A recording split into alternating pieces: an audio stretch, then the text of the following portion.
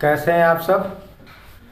आज के इस सेशन में हम लोग क्लास 11th का mathematics permutation and combination chapter number 7 है, इसको हम स्टार्ट करते हैं।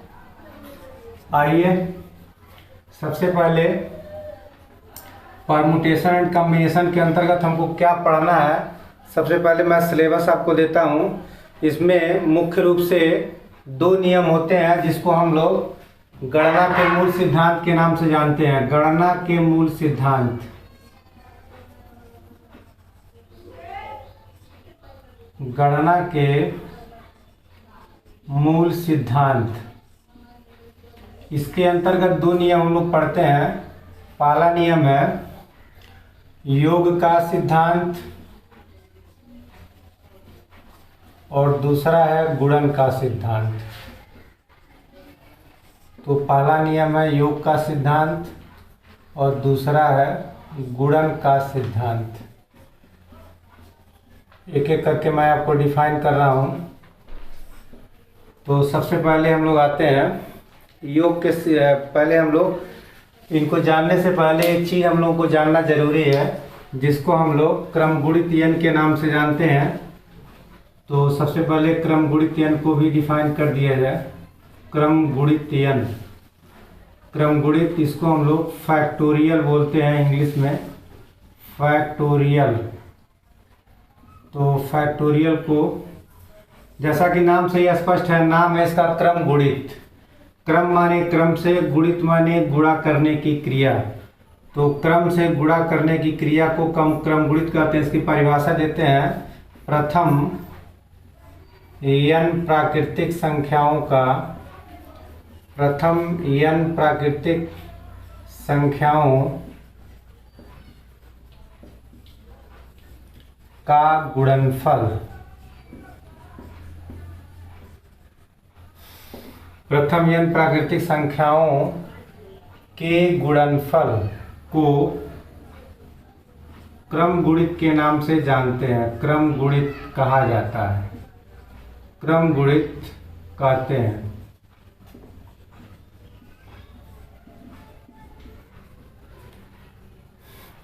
तथा इसे फैक्टोरियल n से, कहीं कहीं किताबों में आपको ऐसे लिखा मिलेगा, n लिखा रहेगा ऐसे नीचे बिंदी। तो जनरली नोटबुक में हम लोग ऐसे लिखते हैं और बुक में ऐसे लिखा जाता है। दोनों तरीका लिखने का जो आपको सुविधा होगी। हम लोग ज़्यादा सुविधा इसको महसूस करते हैं, जल्दी लिख लेते हैं। तो इससे अथवा इससे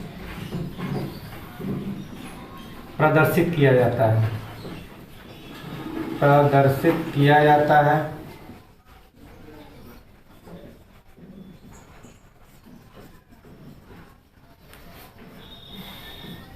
तथा इसका मान निम्न प्रकार प्राप्त किया जाता है, निम्न प्रकार प्राप्त किया जाता है।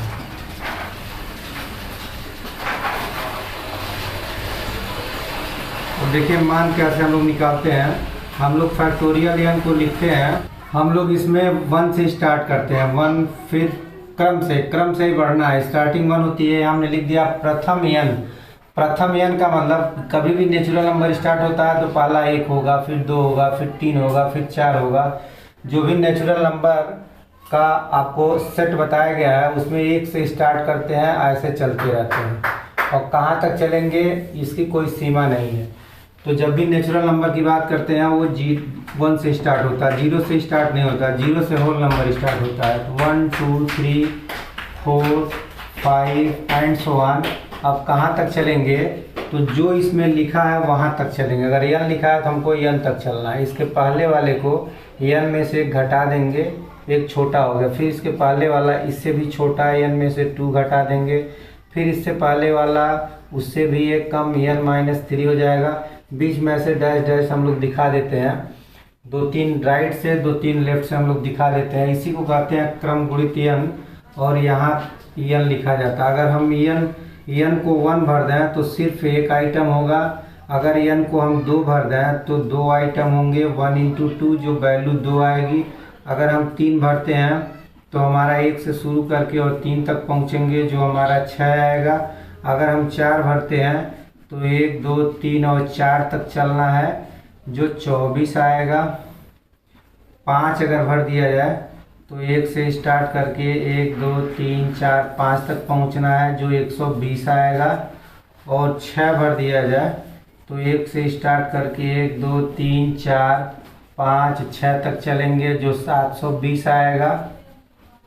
अगर इसमें 7 भर दिया जाए तो 1 2 3 7 तक चलना है, 4 5 6 7 और इसकी वैल्यू 7 दूना 14 7 सते 49 और 1 50 यानी वैल्यू आएगी 5040। जनरली हम लोग 5-6 मान तक याद रखते हैं। एक तो आसान है, 2 भी आसान है, 3 भी आसान है, 6 चौके 24, फिर 24 पच्चीस 120 120 120 छक्का 720 12 छक 72 और फिर अगला हो जाता है, फिर 7 का गुणा कर देंगे 7 सुना 7 में 14 4 1 7 49 50। जनरली 7 तक हम लोग याद रखते हैं, तो इतना आप लोग याद रखेंगे। ये है क्रम गुणित के बारे में जानकारी। क्रम गुणित के बारे में जानकारी के बाद हम लोग एक चीज़ और जानना चाहते हैं, जीरो की भी वैल्यू हम लोग जान लेते हैं। फैक्टोरियल जीरो, तो फैक्टोरियल जीरो हमारा इसका मान 1 आता है, ऐसा माना गया है। इसको आप 1 के रूप में याद करेंगे। और एक चीज़ और, फैक्टोरियल में कोई निगेटिव अगर वैल्यू आती है, जैसे हम -a लिख देते हैं, तो इसका मान अनंत होता है। ये 2 वैल्यू आपको एक्स्ट्रा याद करनी है। तो ये फैक्टोरियल के बारे में जानकारी हो गई। इसके बाद हम लोग आगे बढ़ते हैं। अगला आइटम हमारा है कुछ फैक्टोरियल से संबंधित और चीज़ें। जैसे अगर फैक्टोरियल में n लिखा है तो इसको हम लोग, अभी हम आपको बताएं कि 1 2 3 4 ऐसे हम लोग n तक चलेंगे।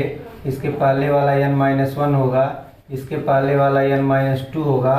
तो इसको कई ढंग से हम लोग लिख लेते हैं। इसको ऐसे भी लिखते हैं, n-1 अंदर लिख देते हैं फैक्टोरियल में और बाहर n लिख देते हैं। जैसे कि आप ध्यान दीजिए, इसी चीज़ को हम लोग इतना भी लिखते हैं, फैक्टोरियल n की वैल्यू इतनी लिख देते हैं। एक ऐसे हो गया, इसको यहाँ से ध्यान दिया जाए, यहाँ से लेके यहाँ तक अगर इतनी बात करें तो ये फैक्टोरियल n-1 होगा। n बचा हुआ है तो हम इस चीज़ को इतना भी लिख सकते हैं, आप समझ भी रहे होंगे। फिर इसी तरह से इस चीज़ को हम फैक्टोरियल n को ऐसे भी लिख सकते हैं। अगर हम n-2 लिखें तो इसके पहले हमारा 2 खंड होगा, एक n होगा और एक n-1 होगा। फिर फैक्टोरियल n को ही हम ऐसे भी लिख सकते हैं, n-1 n-2 को अगर हम बाहर रखते हैं तो अंदर n-3 होगा। फिर फैक्टोरियल n को ही हम ऐसे भी लिख सकते हैं। तो बात समझ में आ गई होगी आपको।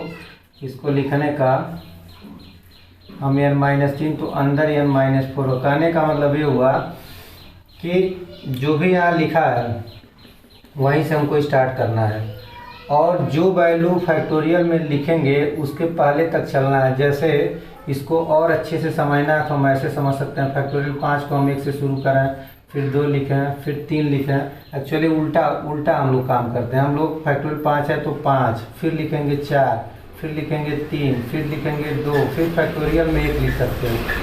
1 लिख दें तब भी कोई बात नहीं है। इसी फैक्टोरियल 5 को हम ऐसे भी लिख सकते हैं, 5 4 3 और फैक्टोरियल लास्ट में 2 लिख दें। तो आप क्या देख रहे हैं, 5 है तो 5 से स्टार्ट हुआ, 5 के बाद 4, 4 के बाद 3 और सबसे छोटी वैल्यू फैक्टोरियल में। फिर फैक्टोरियल 5 को ही हम ऐसे लिख सकते हैं, 5 4 और फिर फैक्टोरियल 3 लिख दिए। तो 5 से स्टार्ट हुआ, फिर 1 घटा, फिर घट के लास्ट वैल्यू फैक्टोरियल में। फिर इसी को हम ऐसे लिख सकते हैं, 5 पहला और दूसरा फैक्टोरियल 4 लिख दें। तो ये सब लिखने का तरीका है। कोई फैक्टोरियल को आप ऐसे भी लिख, अगर n लिखा है तो हम n-1 यानी पहले इसको फिर उससे कम। जैसे 5 है तो 5, फिर 5 से कम, फिर 5 से कम, फिर अंदर 4 से कम, फिर 5, फिर 5 से कम, फिर 4 से कम, फिर सबसे छोटा फैक्टोरियल में। तो ये सब फैक्टोरियल n को लिखने के ये सब भी तरीके हैं जो आपको सीखना है। इसके बाद क्वेश्चन को भी देख लिया जाए। तो एक्सरसाइज हमारा है 7.1, इसको मैं स्टार्ट करता हूँ 7.1 क्वेश्चन नंबर 1 का C। सवाल हमारा है factorial 7 minus factorial 5, factorial 7 minus factorial 5। तो यहाँ सिंपली हम लोग जानते हैं इसका मान होता है 5 4, इसको ऐसे लिख दिया जाए। थोड़ा सा मैं इसको दूसरे ढंग से लिख रहा हूँ, इसको लिख रहा हूँ 7, अभी जो नियम बताया हूँ उस नियम के आधार पर। इससे कॉमन लेने में थोड़ा आसानी होती है। हमने 7 को लिख दिया 7 6 5। अभी हम आपको बताए हैं कि आप इसको बाहर निकाल दीजिए फैक्टोरियल, फिर इससे घटाइए, फिर घटा के जहाँ रोकना चाहे वहाँ रोक सकते हैं। हम चाहें तो 4 पर भी रोक सकते हैं इसको, लेकिन हमने 5 पर क्यों रोका? क्योंकि यहाँ भी फैक्टोरियल 5 है, यहाँ भी मिल जाएगा, तो हम आसानी से इसको कॉमन ले लेंगे। कॉमन लेने से हमारा सवाल आसान होगा। यहाँ से मिलेगा 7 छक्का 42 माइनस 1, तो इससे थोड़ा आसानी होगी सवाल को सॉल्व करने से। 41 हो गया और इसकी वैल्यू हम लोग जानते हैं फैक्टोरियल 5 की वैल्यू होती है 2 3 6 चौके 24 5 120 हो जाएगा। 120 में 41 का मल्टीप्लाई कर देंगे तो ये 0 हो गया। 12 कम 12 को 2 आशी लिख, 12 चौके 48 और 1 49। तो ये हमारा आंसर हो गया फर्स्ट का सी। फिर हम आते हैं सेकेंड वाले में, एक सवाल और देखते हैं। फर्स्ट का ई भी देख लिया जाए। फर्स्ट का ई देखते हैं।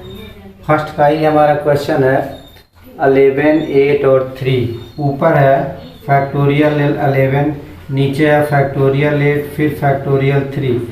तो इसको हम लोग क्या करते हैं, जो सबसे छोटा फैक्टोरियल है उसी में बदलते हैं। अभी हम आपको बताए हैं, जैसे हम 11 को क्या करेंगे, 11 लिखेंगे, 10 लिखेंगे, 9 लिखेंगे और 8 पर ब्रेक कर देंगे। 8 पर हमने क्यों ब्रेक किया? क्योंकि नीचे 8 है, तो 8 8 कट जाएगा फैक्टोरियल 8। फिर 3 को हम पूरा तरह से इसको खोल सकते हैं। फैक्टोरियल 8 फैक्टोरियल कैंसिल हो गया, फिर 3 3 के 9 हो गया और 2 पंजे 10 हो गया। तो हमारा वैल्यू आ गया 11 इंटू 5 3 जा 15, 15, 11 पचे 55, 11 कम 11 और 5 16, 165। तो ये हमको आंसर हो गया 1 का ई। फिर हम चलते हैं, सवाल है लॉसा निकालना है फैक्टोरियल 7 8 एंड 9 का। तो ये हमारा है क्वेश्चन नंबर 2 का बी। क्वेश्चन नंबर 2 का बी, फैक्टोरियल 7 8 9, 7 8 9 का एलसीएम। एलसीएम मतलब लॉसो। तो लॉसो आप छोटी कक्षाओं में पढ़े हैं निकालना। लॉसो में करते क्या है कि हम लोग इसको लिखते हैं फैक्टोरियल 7, देखिए सबसे छोटा है, तो सबसे छोटा को हम नहीं तोड़ेंगे, छोड़ देंगे। फिर फैक्टोरियल 8 को हम लिखेंगे 8 से शुरू करके और 7 पर ब्रेक कर देंगे। 9 को हम लिखेंगे 9 से शुरू करके और 7 पर ही ब्रेक करेंगे। सब में 7 सब में मिल जाएगा। अब लिखते हैं लॉसो बराबर एलसीएम इज इक्वल टू, सबसे पहले तीनों में कॉमन पोर्शन देखते हैं, उसको उतार लेते हैं। अब जो बचता है दो दो में कॉमन देखते हैं, तो दो दो में 8 कॉमन मिल गया और फिर जो बचा होता है उसको भी उतार लेते हैं। ये आप कैंसिल नहीं करेंगे, मैं तो कैंसिल करते हुए चल रहा हूँ।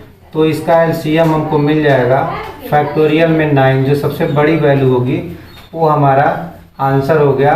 आप देख करके भी इसका आंसर दे सकते हैं, फैक्टोरियल को देख करके भी आप आंसर दे सकते हैं। सबसे बड़े फैक्टोरियल को लॉसो के रूप में मानते हैं। तो ये आपका एलसीएम हो गया। इसके बाद हम लोग चलते हैं अगले सवाल पर। क्वेश्चन नंबर 3 का ए। 3 का एक सवाल छोटा सा है, पूछ रहा है क्या factorial 3 plus factorial 5, factorial 3 plus factorial 5 बराबर इतना ट्रू है या फॉल्स है। हमको यस नो में आंसर देना है, सत्य है या असत्य है। तो सिंपली आप क्या करेंगे, लेफ्ट हैंड साइड का मान निकाल लीजिए और राइट हैंड साइड का मान निकाल लीजिए। अगर दोनों मान बराबर आएगा तो हम सत्य कह देंगे।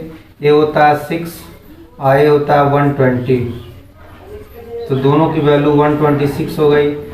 अब हम राइट हैंड साइड की बात करते हैं। तो राइट हैंड साइड में ये 538 होगा और 8 की वैल्यू बहुत ज़्यादा आएगी। एक्चुअली जब हम इसको मल्टीप्लाई करेंगे तो ज़्यादा आएगा। तो हम सिंपली कह देंगे कि left hand side is not equal to right hand side, इसलिए this is not true, this is not true, ये बात सत्य नहीं है। क्वेश्चन नंबर 4 का ये है factorial n plus 2 is equal to 2550, factorial n plus 2 is equal to 2550, 2550। Factorial n plus 2 की वैल्यू 2550 इंटू फैक्टोरियल n, ये चीज़ दिया हुआ है। तो हमको फाइंड आउट करना है n का मान। Then find the value of n का मान बताइए, ये हमारा सवाल है।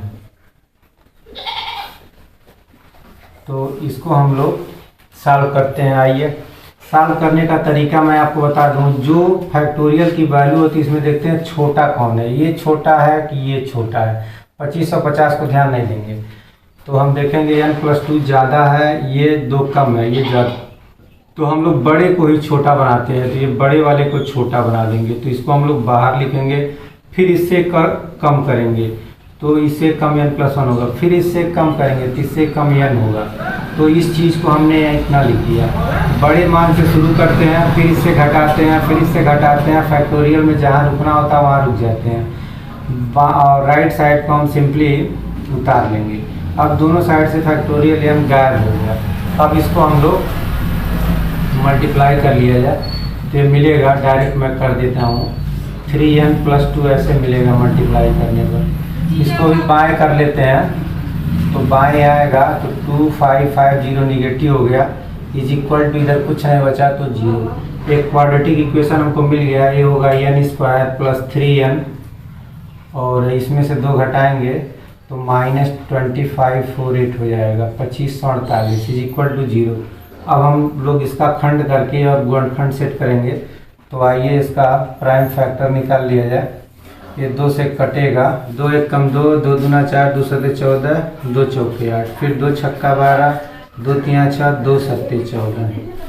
फिर अब ये 2 से नहीं कटेगा, 7 3 10 6 16, ये कटेगा 7 6 13 में से 3 गया 10, 11 से भी नहीं कटेगा, 13 से देखा जाए 13 पर से 65, 13 चौके 52।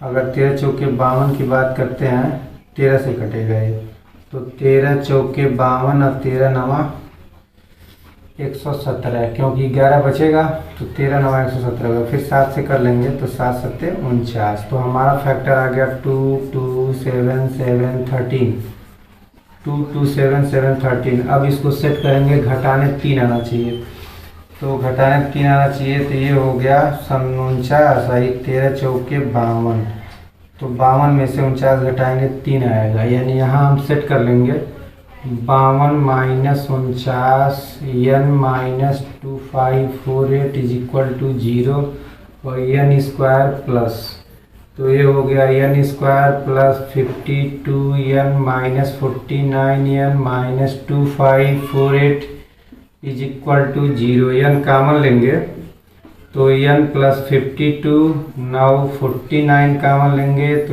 n प्लस 52, n प्लस 52 और n minus 49 is equal to 0। तो यहाँ से हम लिखेंगे when n plus 52 is equal to 0, तो this implies n is equal to -52 which is invalid.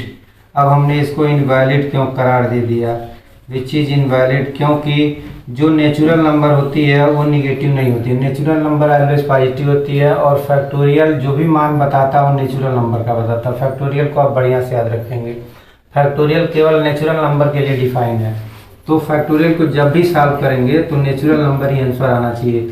यहाँ देखिए दूसरा खंड हम बात करें तो n minus 49 is equal to 0, तो this implies n is equal to 49 positive आ गया, तो ये हमारा आंसर सही आंसर है। 4 का D 1 upon factorial 9, 1 upon factorial 10, 1 upon factorial 11 is equal to, हमें प्रूफ करना है 122 अपान फैक्टोरियल 11, 122 अपान फैक्टोरियल 11। तो आइए लेफ्ट हैंड साइड को लेते हैं, 1 upon factorial 9, 1 upon factorial 10, 1 upon factorial 11, इसको ला करके 122 बटा फैक्टोरियल 11 लाना है। देखिए तो आप देख रहे हैं कि यहाँ फैक्टोरियल 11 लाना है, जबकि हमारे में 9 भी है, 10 भी है, 11 भी है। तो हम सबको फैक्टोरियल 11 बनाने का प्रयास करते हैं। कैसे बनेगा, एक तो ऑलरेडी बनाया है, दूसरे को मैं ऊपर नीचे 11 से मल्टीप्लाई कर दे रहा हूँ, ऊपर नीचे 11 से। तो 11 से मल्टीप्लाई कर देंगे और इसमें दो चीज़ों से मल्टीप्लाई करेंगे, 10 और 11 दोनों से, 11 से और 10 से ऊपर भी, 11 से और 10 से नीचे भी, ऊपर 1 है, नीचे फैक्टोरियल 9 है। इससे ये फ़ायदा होगा कि हर डिनोमिनेटर हमारा फैक्टोरियल 11 ए भी बन गया, फैक्टोरियल 11 ए भी बन गया।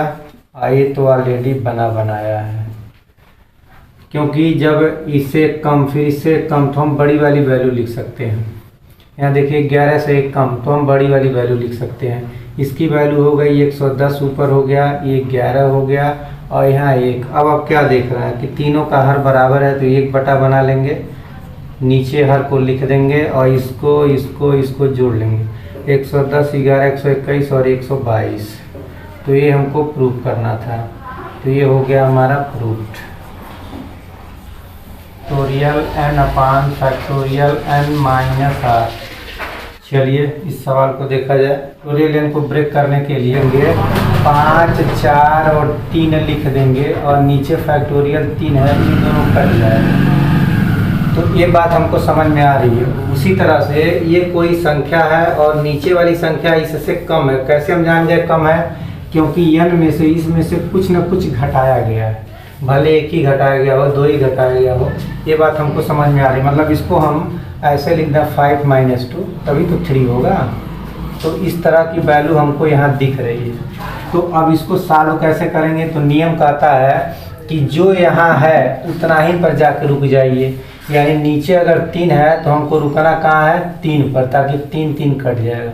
तो नीचे n माइनस आर है तो हमको रुकना कहाँ है, n माइनस आर पर। n हमने लिख दिया, फिर एक कम किया, फिर एक कम किया। अब ये कौन सी वैल्यू होगी हम बता नहीं सकते, एक लास्ट वैल्यू होगी। कहाँ रुकना है, तो जो नीचे है वहाँ रुकना है। कहाँ रुकना है, n माइनस आर पर हमको रुक जाना है। और यहाँ फैक्टोरियल लगाएंगे, ध्यान दीजिएगा, क्योंकि अंतिम वैल्यू फैक्टोरियल की होती है। अब इसके पहले क्या होगा, इसको थोड़ा मैं दूर लिख रहा हूँ, n माइनस आर। और इससे पहले क्या होगा, इससे कम होता है हमेशा, इससे कम, तो n माइनस आर से 1 कम होगा, यानी ऐसे होगा। इसके पहले क्या होगा, तो इसमें से एक और कम होगा, n माइनस आर में से 2 कम होगा। इसी तरह बीच में और भी वैल्यू होगी, n माइनस 1, n माइनस 2। तो हमने शुरू से लिख दिया 2 3 और लास्ट से 2 3 लिख दिया। अब नीचे वाली वैल्यू को मैं लिख दे रहा हूँ, नीचे वाला कुछ नहीं करना है। तो बात समझ में आ गई होगी। अब ये वैल्यू अंतिम वाली वैल्यू से कैंसिल हो जाएगी। तो अब देखा जाए बचा क्या, तो मिला n minus 1, n minus 2 and so on. इसको भी मैं छोड़ रहा हूँ, नहीं लिख रहा हूँ, dash dash dash, last value लिखेंगे। तो n माइनस आर और -1 ऐसे हमको मिला है, ये चीज़ हमको मिला है। n माइनस, इसको थोड़ा सा ऐसे हम लोग लिखते हैं, इसको लिखेंगे n माइनस आर माइनस 2, इसको लिखेंगे n minus R minus 1, n minus R minus 1, यहाँ n माइनस आर। तो आर टाइप हमको लिखना है, आर है तो इसमें से एक तो कम घटेगा, फिर इसमें से एक तो कम घटेगा, आर माइनस 2 घटेगा। तो ऐसे हमको लास्ट वाली वैल्यू लिखनी है n माइनस आर माइनस 1, ये चीज़। तो अब इसको जब हम लोग सॉल्व करेंगे तो वही मिल जाएगा जो हमको लाना है, n minus 1, n minus 2 dash dash n minus R और ये +1 बन जाएगा। तो ये हमको प्रूव करना था राइट हैंड साइड। तो ऐसे सवालों को factorial n factorial r n minus R plus करके है factorial n factorial r minus 1 और दूसरे में है n minus R plus 1, n minus R plus 1।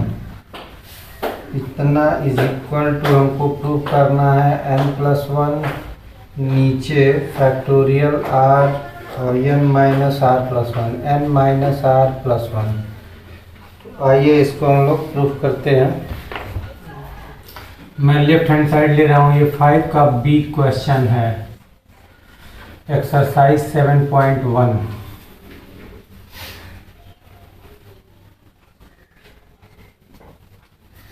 Left hand side लिया जाए तो लेफ्ट हैंड साइड पहले मैं लिख देता हूँ factorial n factorial r n minus r plus factorial n ऊपर नीचे r माइनस 1 और n माइनस r प्लस 1। अब देखिए हमको प्रयास कैसे हम लोग करते हैं। प्रयास ये हमारा रहना चाहिए कि यहाँ नीचे की हम लोग सेटिंग करते हैं। नीचे देखिए क्या है, r है और n माइनस आर प्लस 1 है, तो हम देख रहे हैं r भी मिल गया, n माइनस आर प्लस 1 नीचे, भले किस में मिल रहा है किससे मिल रहा है उससे नहीं मतलब। अब हम लोग इन्हीं दोनों की सेटिंग यहाँ भी लाने की कोशिश करेंगे, यहाँ भी लाने की कोशिश करेंगे। तो आइए यहाँ पहले मैं n माइनस आर प्लस 1 है तो यहाँ भी मैं n माइनस आर प्लस 1 लाने की कोशिश करता हूँ। इसके लिए एक काम और करते हैं, थोड़ा सा n माइनस आर प्लस 1 लाना कठिन है। हम लोग ये देखते हैं कि जैसे r दिख रहा है, r माइनस 1 दिख रहा है, तो दोनों में छोटा कौन है, छोटा की सेटिंग जल्दी होती है। ये r छोटा है कि r माइनस 1 छोटा है, तो उत्तर मिल गया r माइनस 1 छोटा है, तो हम इसको भी r माइनस 1 बना देंगे। फिर ये देखेंगे छोटा है कि ये वाला छोटा है, तो ये वाला छोटा है, तो जो छोटा है उसको मैं 3 टिक लगा दिया हूँ। तो हम लोग छोटा दोनों को बनाने की कोशिश करते हैं, यानी छोटा बनाना है, तो इसको भी r माइनस 1 हम बनाने जा रहे हैं। तो ऊपर तो सिंपली हम फैक्टोरियल n कॉमन ले लेंगे, तो फैक्टोरियल कॉमन ले लेंगे तो ऊपर 1 बचेगा, नीचे इसको r को बाहर करेंगे तो अंदर 1 घटा के हो गया r माइनस 1। आइए छोटा है तो छोटे वाले को टच नहीं करते हैं, देखिए ये छोटा है तो इसको टच नहीं करेंगे। यहाँ पर ये छोटा है तो इसको भी टच नहीं करेंगे, तो जो छोटा है उसको छोड़ देंगे, जो बड़ा है उसी को छोटा बनाएंगे। तो ये छोटा था हमने छोड़ दिया, ये भी छोटा है छोड़ दिया। अब ये बड़ा था तो बड़े को हमने डिस्टर्ब कर दिया, ये बड़ा है इसको भी हम डिस्टर्ब करेंगे। कैसे करेंगे, इसको बाहर निकालेंगे, तो जब बाहर निकलता है तो अंदर 1 घटा के आता है, अंदर इससे कम तो 1 प्लस 1 गायब हो जाएगा, यानी अंदर 1 कम, इसमें से घटाएंगे तो 1 गायब हो जाएगा, यही बनेगा। अब आप देखिए इस काम को करने से बेनिफिट क्या हुआ, दोनों हर में हमको r माइनस 1 मिल गया और दोनों के हर में n माइनस आर भी मिल गया। अब वो चीज़ मैं कॉमन ले ले रहा हूँ, तो ऊपर से फैक्टोरियल n कॉमन है, नीचे से r माइनस 1 कॉमन और n माइनस आर कॉमन। अब जो बचा उसको लिखा जाए, तो ऊपर 1 हो गया, ये दोनों कॉमन हो गए तो सिर्फ r बचा। सवाल हमारा बहुत आसान हो जाता है। फिर ये दोनों निकल गए तो सिर्फ ये बचा, यानी n माइनस आर प्लस 1 बचा। फिर अब तिरछा हम गुणा कर देंगे, ये यहाँ ट्रांसफ़र हो जाएगा तो मिल जाएगा n माइनस आर प्लस 1, ये यहाँ हो गया तो प्लस r हो गया, नीचे का नीचे गुणा कर देंगे तो n माइनस आर प्लस 1 हो गया। तो ये हो गया हमारा अंदर, और बाहर जो है उसको लिख लिया जाए।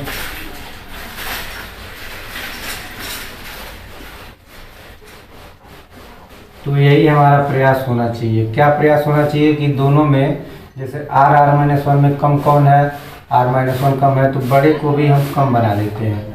इसमें कौन कम है, ये कम है, तो इस बड़े को भी हम ये बना दिए, n माइनस आर बना दिए और फैक्टोरियल को बाहर ले लिया। देखिए यहाँ से प्लस r माइनस आर गायब हो गया, ऊपर बचा n प्लस 1 लिख देते हैं। नीचे देखिए, नीचे तो ये कंप्लीट बचा ही, गुणा कर सकते हैं हम ज़्यादा से ज़्यादा, तो लिख देते हैं। अब देखिए क्या क्या ऊपर है, तो ऊपर फैक्टोरियल n है, नीचे क्या है फैक्टोरियल r माइनस 1 है और फैक्टोरियल n माइनस आर, सब गुणा है तो गुणे को हम ऐसे लिख सकते हैं सिंपली। तो ये चीज़ हमको मिला। अब ये बड़ा है कि ये बड़ा है, तो हम देख रहे हैं ये बड़ा है, तो बड़ा अगर बाहर हो और छोटा फैक्टोरियल के अंदर हो तो बड़ा फैक्टोरियल के अंदर हो जाता है। जैसे 4 अंदर है या 5 बाहर है तो हम फैक्टोरियल में 5 लिखते हैं, वही चीज़ है। ये छोटा है ये बड़ा है, तो बड़ा वाला फैक्टोरियल में जाता है, तो बड़ा वाला n प्लस 1 है तो फैक्टोरियल n प्लस 1 हो गया। फिर नीचे देखिए ये बड़ा है ये छोटा है, तो बड़ा फैक्टोरियल में जाएगा, दोनों मिला करके ये हो गया। फिर ये छोटा है ये बड़ा है, तो बड़ा जाएगा फैक्टोरियल में, यानी ये जाएगा फैक्टोरियल में, तो ये मिल गया। यही हमको लाना था, जो हमको राइट साइड लाना था वो यही चीज़ है, ये देखिए। तो ये मिल गया हमको राइट साइड रूट। तो हम लोग थोड़ा सा मेहनत करते हैं। मेहनत क्या करना, हमको याद रखना है। क्या याद रखना है कि हर जगह से छोटा ही बनाते हैं, बड़े वाले को छोटा बनाते हैं। अगर ये चीज़ दिमाग में रखेंगे तो समझ में आपको आ जाएगा। अब इसके बाद हम लोग पढ़ेंगे फंडामेंटल प्रिंसिपल ऑफ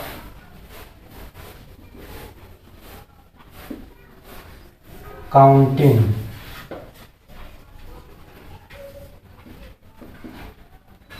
जिसको हम लोग कहते हैं गणना के मूल सिद्धांत। गणना के मूल सिद्धांत।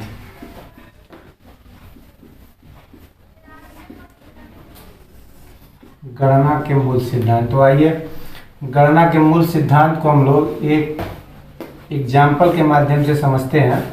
एक दो एग्जाम्पल के माध्यम से इस बात को हम स्पष्ट करेंगे। आइए मान लिया जाए कि ये हमारा गोरखपुर शहर है, गोरखपुर, और ये हमारा है दिल्ली।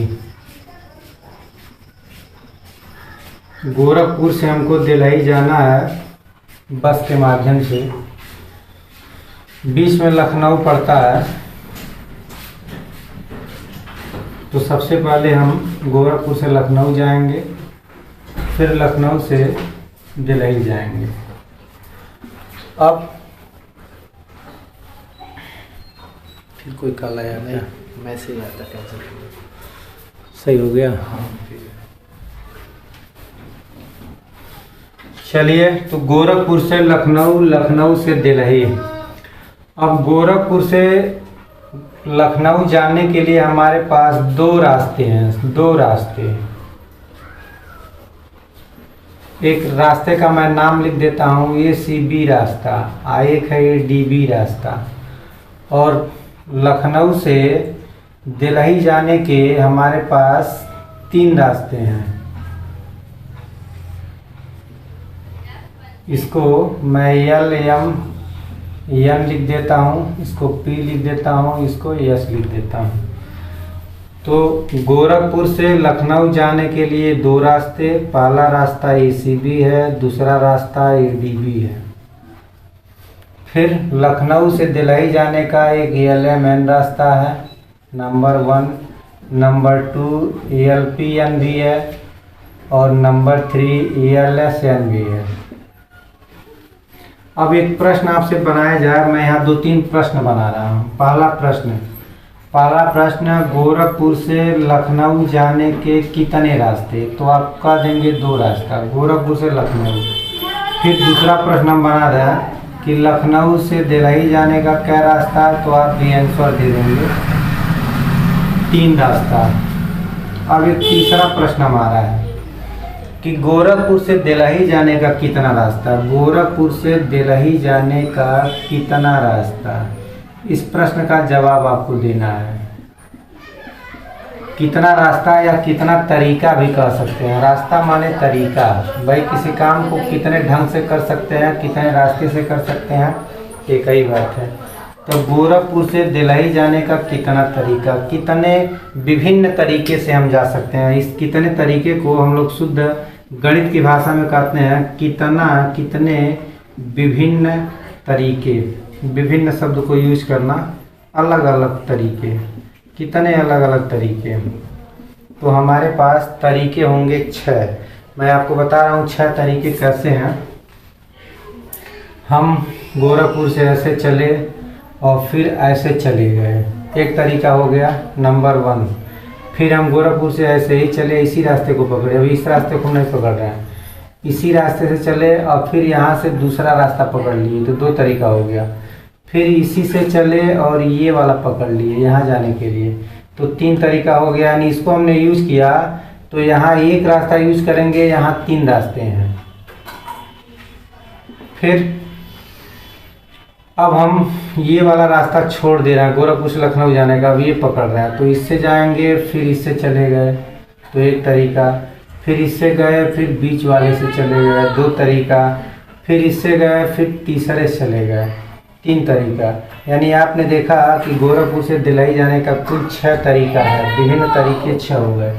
न 6 से कम होगा, न 6 से ज़्यादा होगा, कुल 6 तरीके हो गए। तो इसको हम लोग कैसे निकालते हैं, इसको निकालने का तरीका है, अगर यहाँ जाने का 4 रास्ता होता, थोड़ा इसी सवाल को मैं और जनरलाइज कर रहा हूँ, यहाँ जाने के 2 रास्ते और यहाँ मान लीजिए एक और कोई रास्ता होता, यहाँ 4 रास्ते। तो अब यहाँ पहले को उठाते इन चारों में से ऐसे जा सकते थे, ऐसे जा सकते थे, ऐसे जा सकते थे, ऐसे, यानी यहाँ पहला उठाएंगे तो यहाँ 4 कंडीशन होगा, तो 4 तरह से जाएंगे। फिर दूसरा लेंगे तो दूसरा से भी यहाँ 4 तरह से जा सकते हैं, तो कुल 8 तरीका हो जाएगा। यानी अगर यहाँ 4 करते हैं तो 8 तरीका हो गया, यहाँ 3 करते हैं तो 6वां तरीका होगा, 3 और 3 6 होगा। अगर यहाँ 5 रास्ता बनाना है तो अब 10 तरीका आएगा, क्योंकि यहाँ पहले लेंगे यहाँ जाने का 5 तरीका, फिर यहाँ दूसरा यूज़ किए तो यहाँ जाने का 5 तरीका, तो अब 10 तरीका होगा।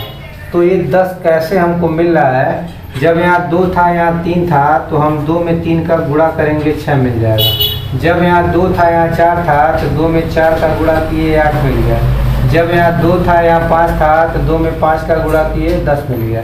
इसको कहते हैं गणना के मूल सिद्धांत, इसको गणना का गुणन सिद्धांत भी कहते हैं। गणना का गुणन सिद्धांत, तो गुणन सिद्धांत हमारे सवाल का उत्तर बताता है। कैसे बताता है? गुणा करके, इसीलिए इसका नाम दिया गया गुणन सिद्धांत। तो हम देखते हैं कि ये काम करने का कितना तरीका है और दूसरा कार्य करने का कितना तरीका है।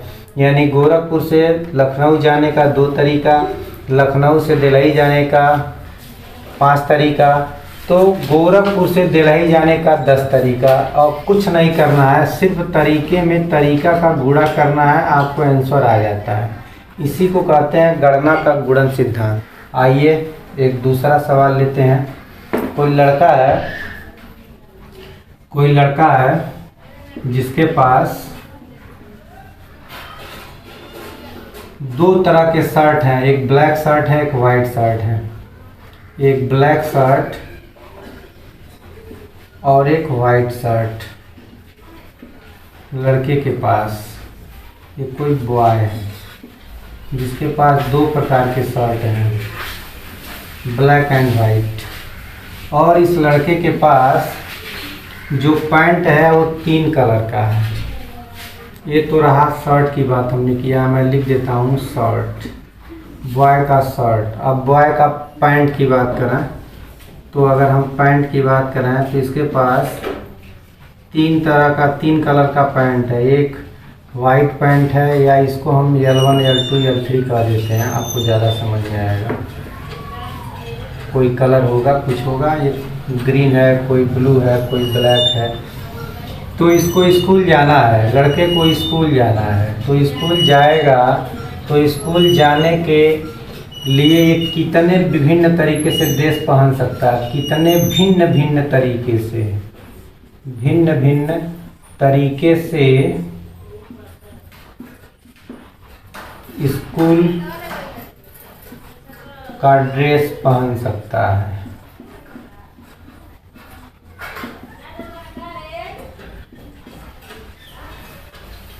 तो ये 6 तरह से अपने आप को भिन्न भिन्न तरीके से पहनेगा। पहले क्या करेगा, ब्लैक शर्ट पहना, फिर एक ग्रीन वाला पैंट पहन लिया, एक ग्रीन मान लेते हैं, इसको ब्लू कर देते हैं और इसको रेड कर देते हैं। तो ये क्या किया, ब्लैक शर्ट पहना फिर ग्रीन पहन लिया, एक तरीका हो गया। फिर ब्लैक का पहना फिर ब्लू हो गया, 2 तरीका हो गया। फिर ब्लैक का पहना रेड हो गया, 3 तरीका। यानी ब्लैक शर्ट को लेकर के 3 पैंट को भिन्न भिन्न तरीके से, ये ब्लैक शर्ट पर जो मन करे वो पैंट पहन ले, यानी पैंट पहनने का 3 तरीका है। तो एक तो 3 तरीका ही हो गया। फिर ये कहा नहीं हम ब्लैक नहीं पहनेंगे, हम वाइट शर्ट पहनेंगे। तो वाइट शर्ट पहन के फिर एक ग्रीन पहन लेगा, वाइट शर्ट पर फिर ब्लू पहन लेगा, वाइट शर्ट पर फिर रेड पहन लेगा। तो इसके पास कुल स्कूल जाने का 6 तरह से ड्रेस पहन के जा सकता है। यानी ये अपने आप को सजाने का 6 तरीका हो गया। तो ये हो गया। फिर अब मान लिया जाए इसी लड़के के पास, ये तो ब्लैक पैंट और शर्ट की बात की है, इसके पास टाई 6 तरह की है, 6 तरह की टाई रखा है। टाई इसके पास 6 तरह की है, टाई 6 तरह की। कौन कौन है, कोई टाई है आपका ग्रीन, फिर ब्लू, फिर वाइट, फिर ब्लैक, फिर येलो, फिर रेड।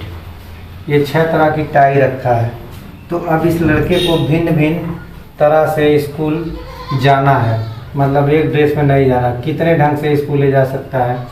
तो अब ये जाएगा, 2 शर्ट का प्रकार है, 3 पैंट का प्रकार है और टाई 6 प्रकार की है। तो 6 त्रिक 18 दूना 36 प्रकार से स्कूल जाएगा ये। यानी इसका ड्रेस अपने आप को ये 36 तरह से व्यवस्थित करेगा और 36 में कोई सेम नहीं होगा, कुछ ना कुछ डिफरेंस 36 में मिलेगा। सब में कोई न कोई डिफरेंस आएगा, क्योंकि ये ब्लैक पहन लिया शर्ट और ग्रीन पैंट पहन लिया, पहले ग्रीन वाली टाई लगा लिया, फिर यही किया, ये टाई लगा लिया ब्लैक वाली, फिर यही काम किया, ये वाला कर लिया, फिर यही काम किया, ये वाला कर लिया। तो 6 टाई में, यानी यहाँ एक ही कॉम्बिनेशन लेंगे, यहाँ 6 कॉम्बिनेशन बन गया। तो एक पर 6 कॉम्बिनेशन बना। फिर यहाँ ब्लैक को लिए, अब ब्लैक के साथ हम ये वाला किए, फिर 6 कॉम्बिनेशन बना। फिर ब्लैक लिए और यहाँ इसको लिए, अब फिर टाई बदलते गए, फिर 6 कॉम्बिनेशन बना। तो ब्लैक शर्ट को ले करके 6 6 6 यानी 18 कॉम्बिनेशन बना ब्लैक शर्ट पर। अब वाइट शर्ट से भी 18 कॉम्बिनेशन बनेगा। तो हम लोग इसको सिंपली सवालों का नेचर समझ करके, ज़्यादा माथापच्ची न करते हुए, हर काम के करने के तरीके को समझते हैं। शर्ट पहनने का 2 तरीका, पैंट पहनने का 3 तरीका, टाई पहनने का 6 तरीका। तो एक लाइन में और 1 सेकंड में आंसर दे देंगे कि इसके पास कुल 36 तरह से अपने आप को सजा सकता है। तो ये है गणना का गुणन सिद्धांत। प्रश्न हमारा है, घर ओ से चलकर बाग बी से होकर स्कूल ई से होते हुए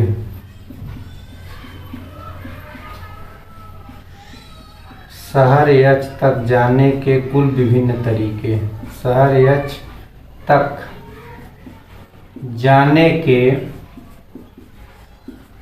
कुल भिन्न तरीके।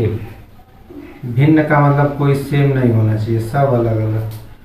भिन्न तरीके, ये हमको बताना है, उत्तर देना है, यही हमको आंसर निकालना है। तो आइए, बड़े इजीली हम आंसर दे सकते हैं। सिर्फ हम देखेंगे कि हर कार्य को अलग अलग करने का कितना तरीका है। यानी पहला कार्य है घर से गार्डन जाना, तो हम कहेंगे 3 तरीका। फिर गार्डन से स्कूल जाना 3 तरीका। फिर स्कूल से शहर जाना 2 तरीका। तो यही 3 तरीके, 9 दूना 18 हमारा। अब आइए हम लोग अपने डेफिनेशन की बात करते हैं। परिभाषा क्या है?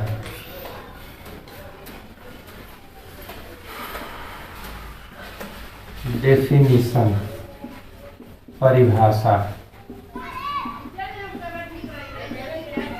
परिभाषा कहता है कि यदि एक क्रिया स्वतंत्रता पूर्वक यम विभिन्न प्रकारों से दूसरी क्रिया स्वतंत्रता पूर्वक यन विभिन्न। स्वतंत्रता पूर्वक का मतलब पहली क्रिया दूसरे को प्रभावित नहीं करेगी, ना तो दूसरी क्रिया पहले। स्वतंत्रता का मतलब उसके काम में कोई हस्तक्षेप नहीं होना चाहिए, वो अपने हिसाब से होगी, इसीलिए स्वतंत्रता पूर्वक शब्द यूज किया गया। तो इसको लिख दिया गया कि यदि एक क्रिया, क्रिया मैंने कोई कार्य है, यदि एक कार्य भी कह सकते हैं, यदि एक कार्य स्वतंत्रता पूर्वक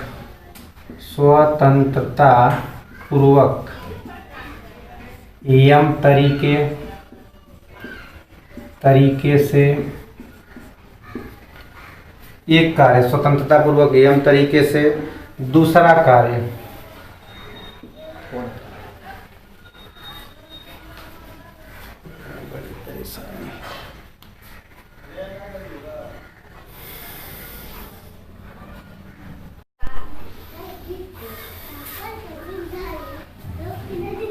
इसके बाद हम लोग जो गणना के मूल सिद्धांत में पहला जो सिद्धांत है, जिसको हम लोग गणना का गुणन सिद्धांत कहते हैं, इसका देखिए डिफिनीशन ये है। बहुत सुंदर सा डिफिनीशन है, बड़ी आसानी से याद भी किया जा सकता है। मान लिया जाए यहाँ तो हम खैर 3 कार्य की चर्चा की है, एक कार्य 4 भी हो सकता है, 5 भी हो सकता है, इसलिए मैं आगे डैश डैश भी लिख दिया हूँ। यहाँ मैंने लिखा है, यदि एक कार्य स्वतंत्रता पूर्वक यम तरीके से तथा दूसरा कार्य स्वतंत्रता पूर्वक यम तरीके से, फिर कोई तीसरा कार्य स्वतंत्रता पूर्वक पी तरीके से, पी प्रकार से किया जा सकता है, तो सभी कार्यों को, सभी मतलब तीनों कार्यों को एक साथ, तीनों कार्यों को, सभी कार्यों को संपन्न करने के विभिन्न तरीकों की कुल संख्या निम्न सूत्र से प्राप्त करते हैं। ये विभिन्न तरीका हुआ सभी कार्यों को करने का। कैसे करेंगे? सिर्फ गुणा कर देंगे। पहला कार्य यम ढंग से, दूसरा एन ढंग से, तीसरा पी ढंग से, कोई चौथा क्यू ढंग से, कोई पांचवा एस ढंग से, सब मल्टीप्लिकेशन कर देंगे। इसी को कहते हैं गणना का गुणन सिद्धांत।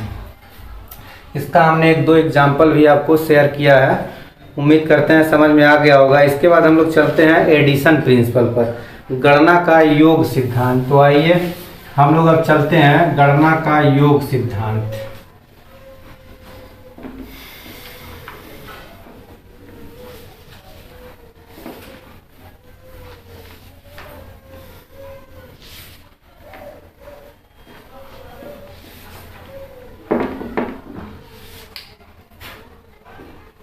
तो हमारा अगला आइटम है गणना का योग सिद्धांत।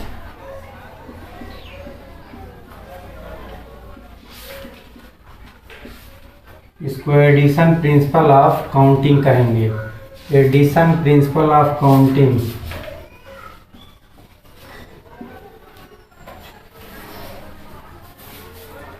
Addition principle of counting. चलिए इसको हम लोग समझते हैं। इसको भी एग्जाम्पल के माध्यम से ही आपको मैं समझाना चाहूँगा, क्योंकि व्यवहारिक एग्जाम्पल से बातें दिमाग में घर करती हैं। आइए एक एग्जाम्पल हम लोग लेते हैं। मान लिया जाए कि ये क्लास 11th है। क्लास 11th की कक्षा है जिसमें लड़के 10 हैं और लड़कियां 8 हैं। अब स्कूल में कोई प्रोग्राम हो रहा है और किसी एक लड़के का चयन करना है। सवाल है, एक कक्षा में 10 लड़के 8 लड़कियां हैं। यदि कोई अध्यापक किसी कार्यक्रम के लिए इनमें से किसी एक छात्र का चयन करना है, एक छात्र का चयन करना। अब देखिए छात्र में नाम नहीं रखा गया कोई लड़का है कि लड़की है। एक छात्र का चयन करना है किस काम के लिए? कोई कार्यक्रम है, जैसे गाना गाना हुआ या कोई भी कार्यक्रम हुआ, चयन करना है किसी कार्यक्रम के लिए। तो अध्यापक को 10 लड़कों में से किसी एक लड़के अथवा 8 लड़कियों में से किसी एक लड़की का चुनाव करना होगा। तो चाहे तो लड़कों में से एक आदमी को बुला लिया जाए छात्र को, या लड़कियों में से किसी एक लड़की को बुला लिया जाए। स्पष्ट है कि 10 लड़कों में से किसी एक लड़के को चुनने की 10 विधियां हो गई और 8 लड़कियों में से किसी एक लड़की को चुनाव करने की 8 विधियां हो गई, यानी कुल विधियों की संख्या 18 हो गई। तो अगर यही बात किया जाए आपसे, इसी को प्रश्न बना दिया जाए कि आप बताइए इस काम को, कौन सा काम है? एक किसी कार्यक्रम के लिए छात्र का चयन करना, यही हमारा वर्क है, कार्य। तो आप इस कार्य को कितने विधियों से कर सकते हैं, कितने ढंग से? इसी का उत्तर आपको बताना है, कितने ढंग से कर सकते हैं।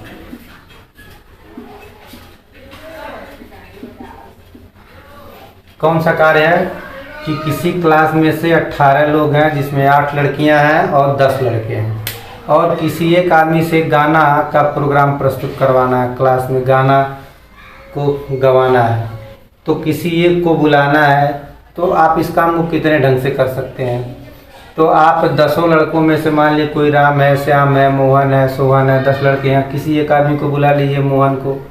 10 में से किसी एक को बुला सकते हैं। या आपका मन किया चलिए लड़कियों में से बुला लेते हैं, तो शीला, सीता कोई है, उसमें से एक आदमी को बुला लिए। तो कितने विभिन्न तरीके से आप बुला सकते हैं। हमारा मतलब है नहीं बुलाएंगे तो आप एक ही आदमी को, लेकिन तरीका क्या हो सकता? तरीका है 10 लड़के बैठे हैं तो हम इसको भी बुला सकते हैं, इसको भी बुला सकते हैं, इसको भी बुला सकते हैं, 10 में से किसी को बुला सकते हैं, मेरी मर्जी। क्योंकि नाम तो कहा नहीं गया कि राम को बुलाइए, तो हम किसी एक लड़के को नहीं बुलाएंगे। हमारा मर्जी किया 20 से किसी को खड़ा कर ले, आओ भाई तो 10 लड़कों में से हम किसी को यूज कर सकते हैं। और 10 लड़कों में से नहीं, हमको छात्र का चयन करना, हमको लड़का का चयन नहीं करना, ना लड़की का चयन करना, हमको एक छात्र का चयन करना। तो एक छात्र में लड़का भी हो सकता है, लड़की भी हो सकती है।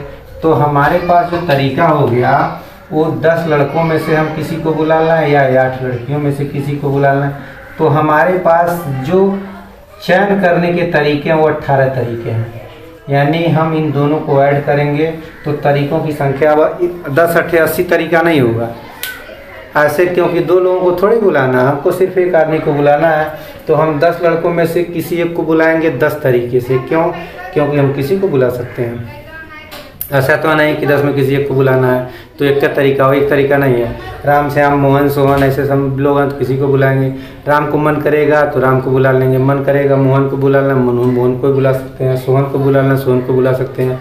यानी 10 लड़कों में से हम किसी एक को बुला सकते हैं, 8 लड़कियों में से किसी एक को बुला सकते हैं। तो हमारे पास इस कार्य को करने का कितना तरीका हो सकता है? तो हमारे पास कुल 18 तरीके हैं, क्योंकि लड़कों में से बुलाने के तरीके 10 और लड़कियों में से बुलाने के तरीके 8। तो लड़कों में से चयन करने का तरीका 10 हो गया, लड़कियों में से चयन करने का तरीका 8 हो गया। तो कुल चयन करने का तरीका 10 + 8 = 18। इसी को कहते हैं योग सिद्धांत। अब यहाँ गुणा नहीं किया गया, जोड़ा गया। यहाँ गुणा करने से कोई मतलब नहीं। अब गुणा वैसे भी सोचा है तो 18 से ज़्यादा 80 तरीका क्या होगा? क्या 10 बटे 80? जब 18 तो लड़के ही हैं तो 80 तो तरीका हो नहीं सकता है, सिर्फ एक आदमी को बुलाना है। चलिए एक एग्जाम्पल से कुछ बातें स्पष्ट हुई, फिर मैं दूसरा एग्जाम्पल लेता हूँ। मान लीजिए वाराणसी से जाना है और हमको जम्मू जाना है। तो एक तरीका हो सकता है, कोई आदमी वाराणसी से लखनऊ गया तो एक तरीका ये हो सकता है। फिर वाराणसी से कोई मुरादाबाद भी जा सकता है, वाराणसी से अम्बाला भी जा सकता है और वाराणसी से जम्मू भी जा सकता है। तो ये कहानी हो सकती है, मतलब हम ये स्टेशन पर डिपेंड करता है कि हमको जाना कहाँ है। फिर लखनऊ वाला, जब लखनऊ वाला चलना शुरू करेगा, लखनऊ से तो वाराणसी तो जाएगा नहीं, क्योंकि लखनऊ के आगे मुरादाबाद है। तो लखनऊ वाला जब जाएगा तो मुरादाबाद जा सकता है वो लखनऊ से। लखनऊ वाला अगर यहाँ से बात करें तो वो मुरादाबाद जा सकता है, लखनऊ वाला अम्बाला जा सकता है, लखनऊ वाला जम्मू जा सकता है। वाराणसी कभी नहीं जाएगा, क्योंकि वाराणसी उल्टी होती है। थोड़ा सा एक डायग्राम भी मैं बता दूं आपको। जैसे वाराणसी आप जानते हैं दक्षिण में पड़ता है, ऐसे होती है कहानी। ये वाराणसी है और ये दक्षिण है। फिर यहाँ से ये गोरखपुर रेलगाड़ी आती है, गोरखपुर से आगे बढ़ती है, वाराणसी है, गोरखपुर है, फिर ये लखनऊ बीच में पड़ता है। लखनऊ के बाद आपका मुरादाबाद का नंबर है, मुरादाबाद के बाद अम्बाला पड़ता है, अम्बाला के बाद जम्मू की कहानी है। तो ऐसे वाराणसी, ये गोरखपुर को भी मैं हटा दे रहा हूँ क्योंकि गोरखपुर की इसमें कहीं कोई चर्चा नहीं है। तो जब वाराणसी से आदमी चलेगा तो वाराणसी से चलने वाला तो हर स्टेशन से होके गुजरेगा, वो लखनऊ स्टेशन पर भी पहुँचेगा। तो उसका हो सकता है कोई टिकट लिया हो वाराणसी से लखनऊ, तो हमने लखनऊ को टिक कर दिया।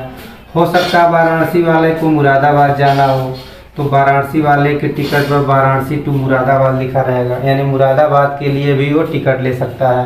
वाराणसी वाला अम्बाला के लिए भी टिकट ले सकता है, वाराणसी वाला जम्मू के लिए भी टिकट ले सकता है। लेकिन जो लखनऊ से चला तो क्या लखनऊ वाला वाराणसी से पाएगा? चूँकि लखनऊ तो वाराणसी पीछे छूट गई, ट्रेन ऐसे चल रही है, ऐसे रास्ते से होकर के जम्मू पहुंचना है।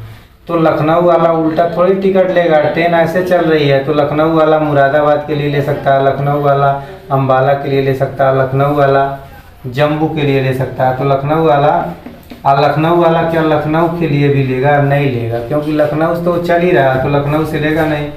वो लखनऊ के आगे वाले स्टेशन पर जाएगा, फिर उसके आगे वाले, फिर इसके आगे, यानी इसके पास टिकट लेने के 3 तरीके हो गए।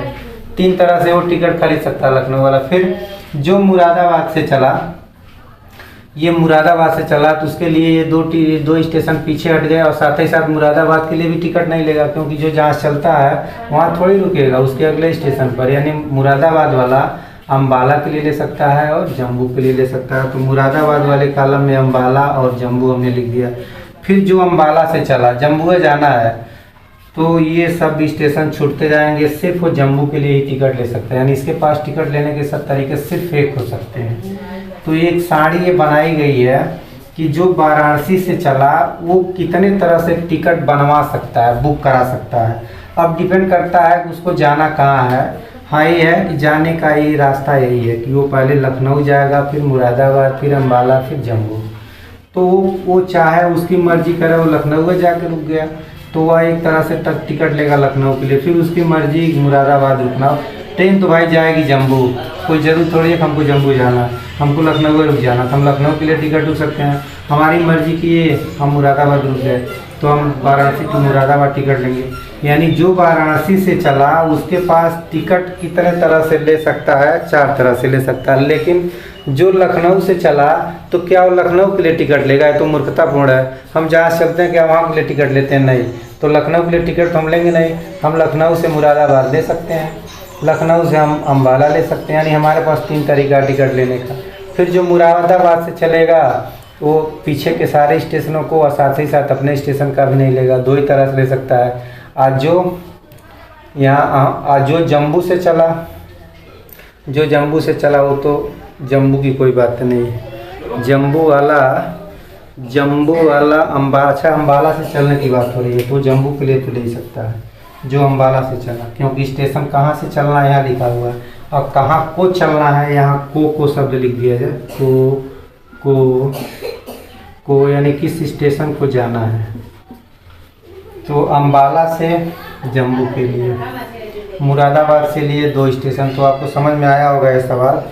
यानी इन स्टेशनों के लोग किस तरह से टिकट ले सकते हैं वो यहाँ तरीका लिख दिया गया। प्रश्न हमारा है कि निम्नलिखित प्रकार के टिकट मुद्रित कराए जा सकते हैं। यानी कितने प्रकार के टिकट छपवाना है, कितने प्रकार से हम टिकट को मुद्रित करा सकते हैं, यही हमारा प्रश्न है। कितने प्रकार से टिकट को मुद्रित कराया जा सकता है। मुद्रण माना होता है छपवाना, मुद्रित कराया जा सकता है।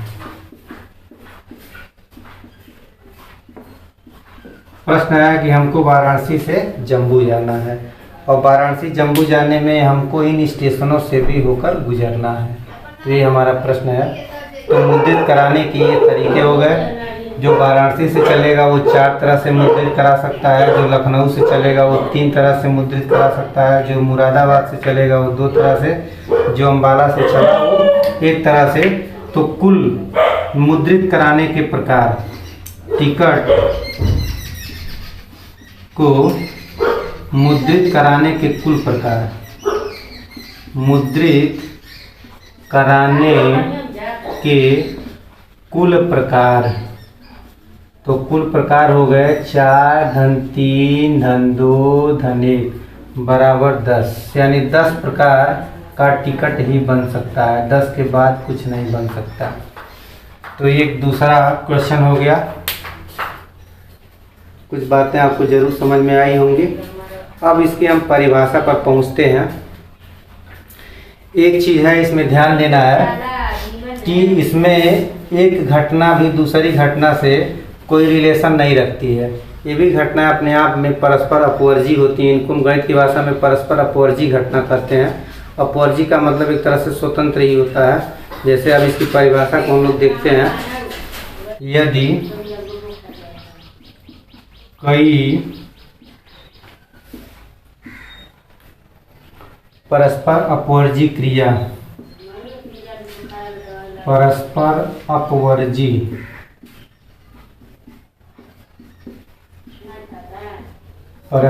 अपवर्जी क्रिया नहीं बल्कि क्रियाएं हैं, क्रमशः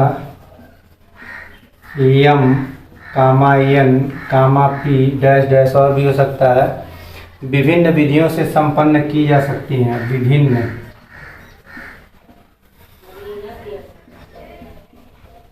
विधियों से संपन्न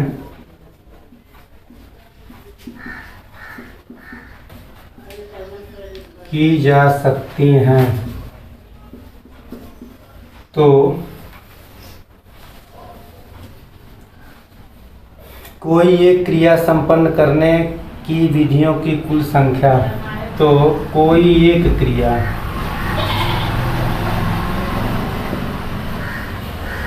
कोई एक कार्य भी कर सकते हैं को संपन्न करने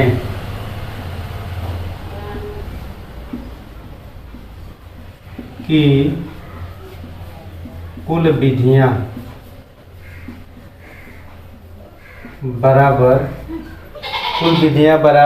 m plus n plus p m plus n plus p dash dash dash dash.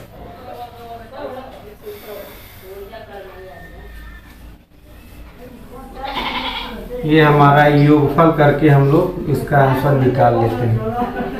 परस्पर अपवर्जी क्रिया किसे कहते हैं इसको भी जान लिया जाए। परस्पर अपवर्जी क्रिया क्या होती है तो इसका डिफिनीशन भी जान लिया जाए और दिमाग में इसको रखा जाए। यदि एक क्रिया का प्रभाव, कोई ये काम करते हैं उसका प्रभाव दूसरे पर न हो, यदि एक क्रिया का प्रभाव दूसरे पर न हो तो ऐसी क्रियाएं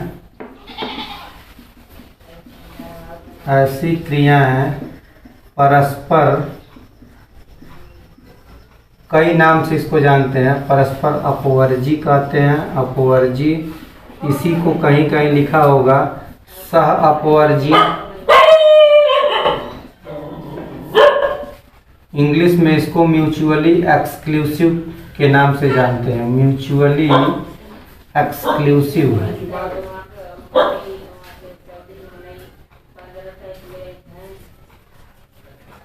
म्यूचुअली एक्सक्लूसिव क्रियाएं कहलाती हैं।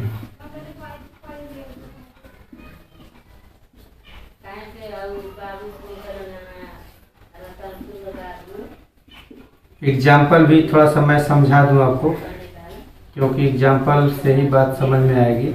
अभी हम लोग एक एग्जाम्पल लिए थे, एक क्लास में 10 बच्चे थे और 8 गर्ल्स बच्चियां थीं और एक स्टूडेंट का चयन करना था।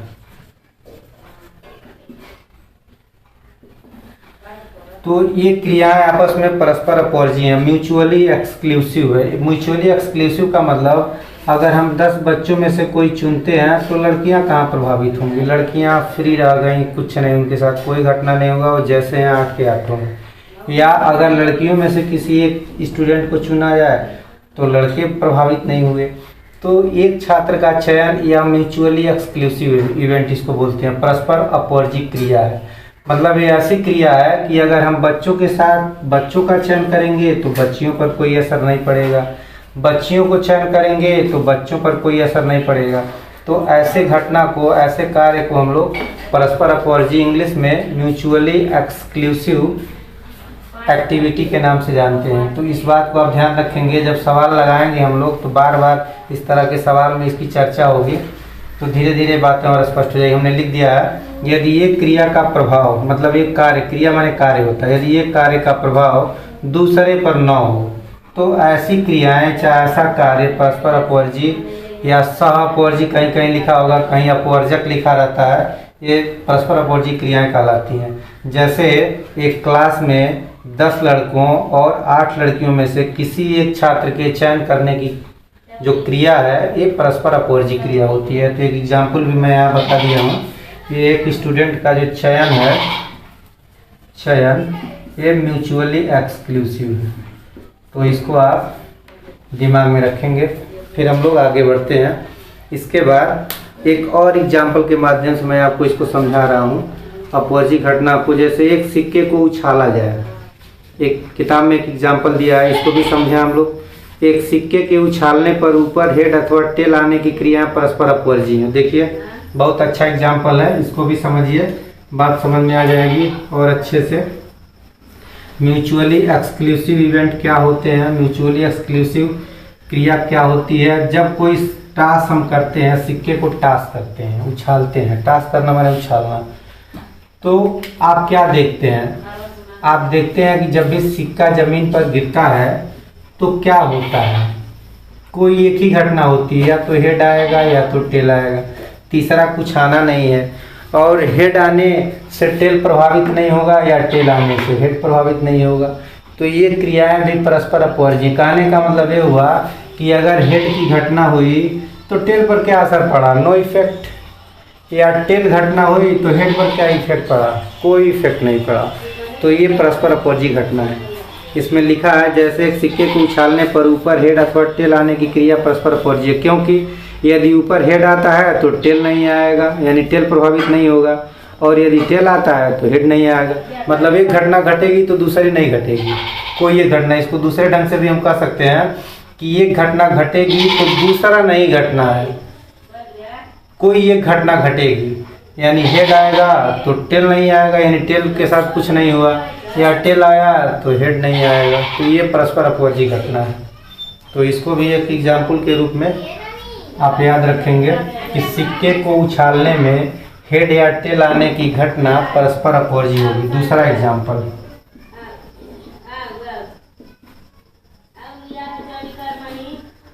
सिक्के को उछालने में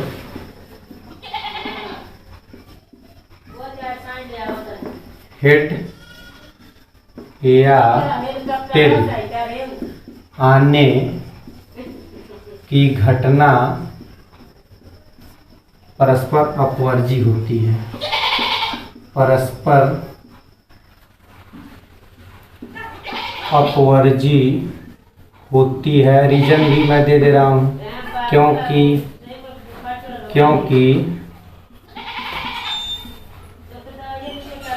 हेड आने पर टेल नहीं आएगा, हेड आने पर टेल नहीं आएगा,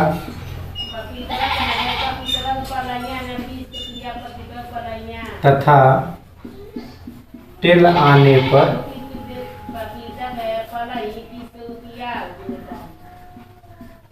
हेड नहीं आएगा।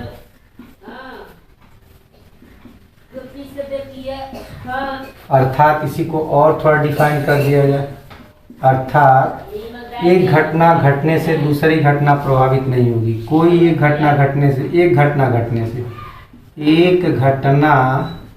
घटने से दूसरी घटना पर कोई प्रभाव नहीं होगा। दूसरी घटना प्रभावित नहीं होती है, प्रभावित नहीं होती है। तो इस बात को आप दिमाग में रखेंगे, जिसको क्रमचय बोलते हैं, क्रमचय। तो क्रमचय से ही हम बात को समझेंगे। क्रमचय को हम लोग इसको दो शब्दों में अगर ब्रेक कर दिया जाए, तोड़ दिया जाए, तो क्रम प्लस चयन, चय को चयन बोलते हैं। तो यहीं से परिभाषा आसानी से दिया जा सकता है। किसी चीज़ को जब हम क्रम से चयन करते हैं तो जो भी चीज़ें हमें प्राप्त होती है उसको क्रमचय के नाम से जानते हैं। तो इसकी परिभाषा दी गई, यदि वस्तुओं के चयन में उसके क्रम पर भी ध्यान दें, वही बात है, यानी चयन जब भी हम चयन करेंगे तो क्रम से चयन करेंगे। तो इसकी परिभाषा ऐसे दी गई कि यदि वस्तुओं के चयन में, चयन करना माने चुनना, वस्तुओं के चयन में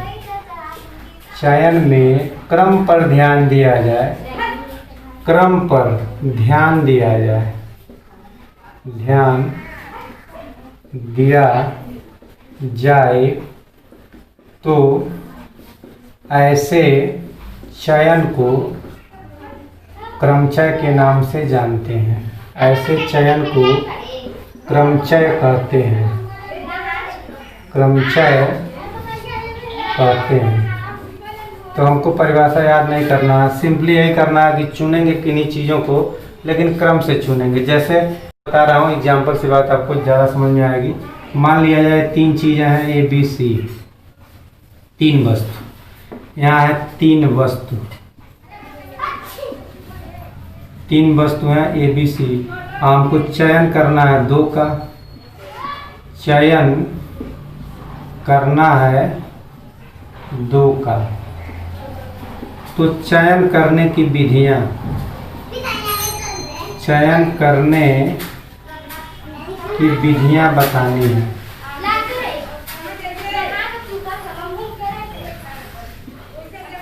इसी को कहते हैं क्रमचय, यानी क्रम से चुनिए।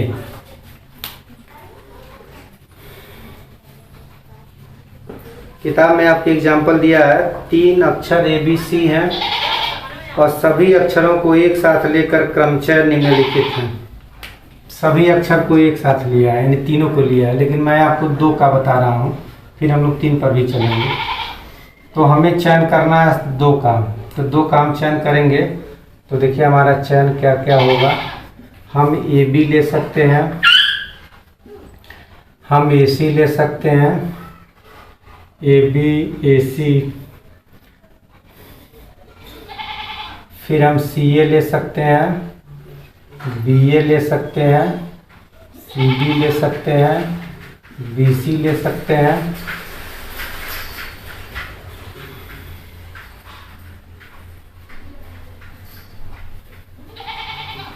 तो हम इतना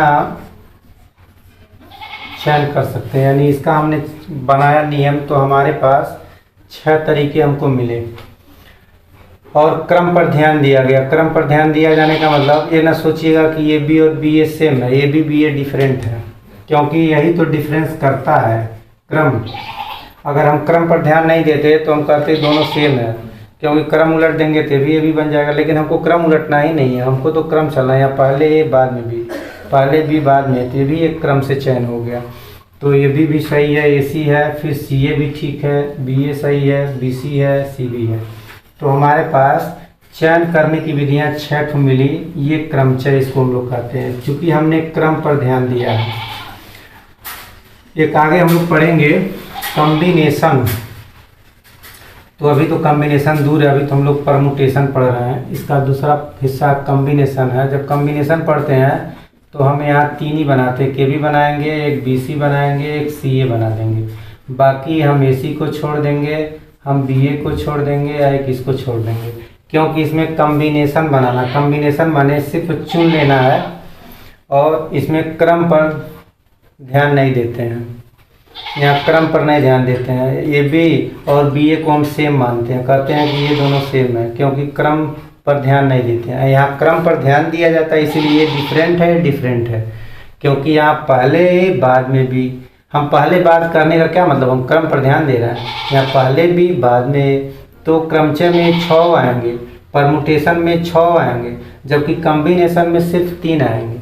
तो कॉम्बिनेशन में क्रम पर ध्यान नहीं देते हैं, परमुटेशन में क्रम पर ध्यान देते हैं। अब एक दूसरा एग्जाम्पल देखते हैं, किताब में दिया हुआ है एग्जाम्पल 1। चलिए किताब का एग्जाम्पल देखते हैं। सवाल आपका है, कह रहा है कि 3 अक्षरों ए बी सी में से सभी अक्षरों को एक साथ लेकर बने क्रमचय निम्नलिखित हैं। 3 अक्षरों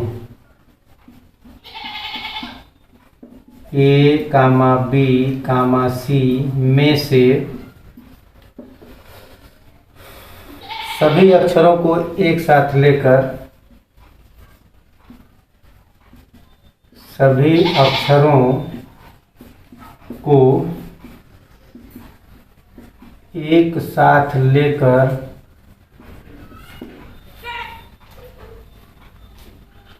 बने क्रमचय।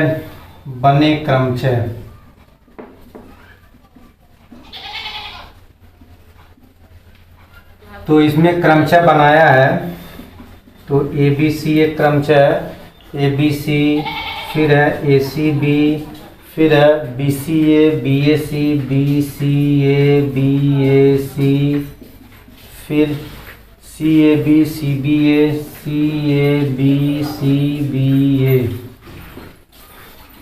तो आप ध्यान दें, तो आप कोई चीज़ सेम नहीं पाएंगे, भले इधर उधर है, सब में डिफरेंस, कुछ ना कुछ डिफरेंस है। यहाँ ए बी सी ठीक है, यहाँ ए पहले था तो बी सी को बदल दिया, 2 ठो ए से बनाया, अब बी सी को एक बार सीधा रखा, एक बार उलट दिया। 2 ठो बी से बनाया, तो बाकी 2 सी ए बचे, एक में सी एक में सी, फिर 2 ठो सी से बनाया तो ए बी और बी ए। तो आप देख रहे हैं कि ए बी सी यहाँ भी है, ए बी सी यहाँ भी है, ए बी सी यहाँ भी है और ए बी सी यहाँ भी है, हर जगह ए बी सी है। क्या आप देख रहे हैं, हर जगह ए बी सी है, लेकिन हम सबको डिफरेंट मान रहे हैं, हम किसी एक सेम नहीं मानेंगे। लेकिन अगर क्रमचय की बात होती, सॉरी कॉम्बिनेशन की बात होती तो सिर्फ एक आइटम आता है ए बी सी, क्योंकि वहाँ क्रम पर ध्यान नहीं दिया जाता। तो यही आपको ध्यान देना, आपको क्या ध्यान देना कि हर चीज़ डिफरेंट दिखनी चाहिए। तो 3 अक्षर में से हम कितने डिफरेंट तरीके से इसको सजा सकते हैं, इसको दूसरे भाषा में समझ लिया जाए। क्रमचय का मतलब होता है किसी चीज़ को लेना और ले करके उसको विभिन्न तरीके से सजाना। पहला चीज़ है टेक, मतलब लेना। अब कितने को लेना है, 2 लेना है कि 3 लेना है कि 4 लेना, पहली चीज़। दूसरी चीज़ विभिन्न तरीकों से सजाना। अगर ये बात दिमाग में आप रखते हैं तो आपको क्रमचय समझ में आ जाएगा। विभिन्न तरीकों से वस्तुओं को व्यवस्थित करना, वस्तुओं को, इसको हम थोड़ा व्यवहारिक भाषा में लिख दे रहे हैं सजाना, या शुद्ध रूप में इसको हम लोग कहते हैं व्यवस्थित करना। तो अगर इस भाषा को आप समझते हैं तो आपको बातें ज़्यादा समझ में आएंगी। तो पहली बात है कितने को लेना है, तो सवाल हमारा कह रहा है 3 अक्षरों में से सभी अक्षरों को ले लीजिए। कितने को लीजिए, सभी, यानी प्रश्न है कि तीनों को लेना है। 3 अक्षर ए बी सी तीनों लेना है। अब तीनों को लेकर के दूसरा काम क्या करना है, सजाना है। कैसे सजाना है, जितने ढंग से सजा सकते हैं, व्यवस्थित कर सकते हैं। तो आप सोच सकते हैं इसके अलावा आप कोई सजाएंगे तो अब इसमें से कोई न कोई रिपीट कर जाएगा। इसके अलावा आप कोई 7वां कॉम्बिनेशन 8वां कॉम्बिनेशन आप बना ही नहीं सकते, क्योंकि अब आप घुमाने फिराने की कोशिश करेंगे तो कोई न कोई इसी में से मैच कर जाएगा। तो हम विभिन्न 6 तरीक़ों से इसको सजा सकते हैं। चलिए एक दूसरा एग्जाम्पल लेते हैं। हमारे पास 4 अक्षर हैं और 3 अक्षरों को लेकर हमको बनाना है इसी सवाल से। अब 4 अक्षर को लिया जाए। हमारे पास अक्षरों की संख्या ए बी सी डी, 4 अक्षर हैं, लेकिन हमको लेना है 3 और ले करके सजाना है।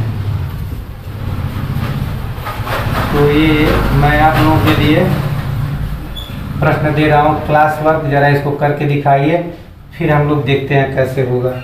हमारे पास 4 अक्षर है, 3 अक्षर लेना, सजा देना। हमारे पास हैं 4 अक्षर A B C and D.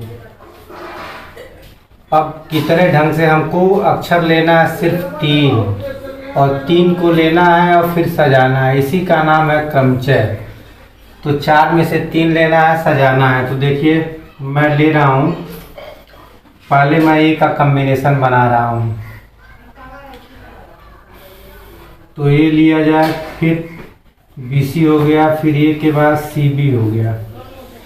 A B सी हमने ठीक लिया, फिर बी सी को घुमा दिया तो एक कॉम्बिनेशन, फिर ए के साथ हम बी के बाद डी लिए, तो ए के बाद बी डी हो गया, फिर हम डी बी कर दिए इसको, तो ये भी ठीक है।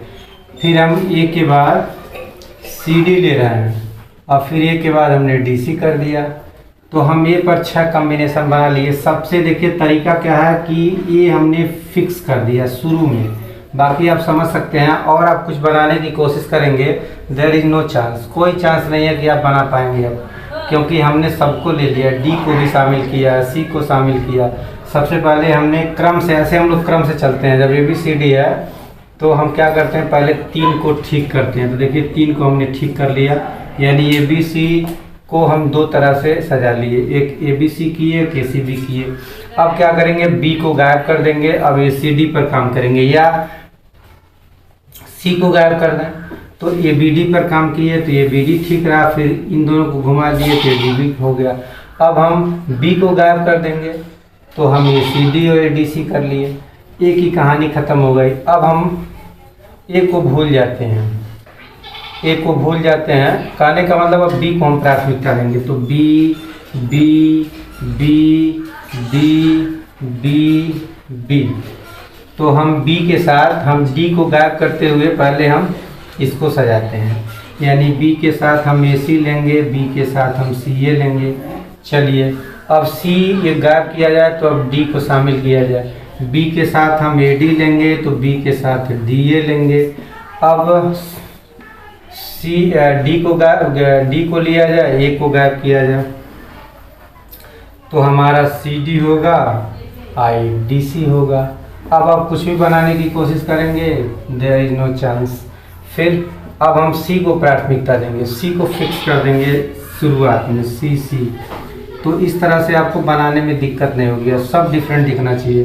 तो सी के साथ हम ए बी ले रहे हैं, सी के साथ बी ए लिए। अब इसमें से गायब कर दे रहे हैं तो अब हम बी सी ले लेंगे, बी सी सी तो लिए ही है, बी डी ले लेंगे तो डी बी ले लेंगे। फिर हम ए डी ले रहे हैं तो ए डी ले लेंगे, डी ए ले लेंगे। कोई सब डिफरेंट डिफरेंट बन रहा है। फिर अब हम डी को फिक्स करेंगे, डी को फिक्स कर दिए शुरू में, डी को फिक्स कर दिए। अब ए सी लिया जाए तो सी ए हो जाएगा, बी सी लिया जाए तो सी बी हो जाएगा। फिर तो हमने ए सी ले लिया, बी सी एक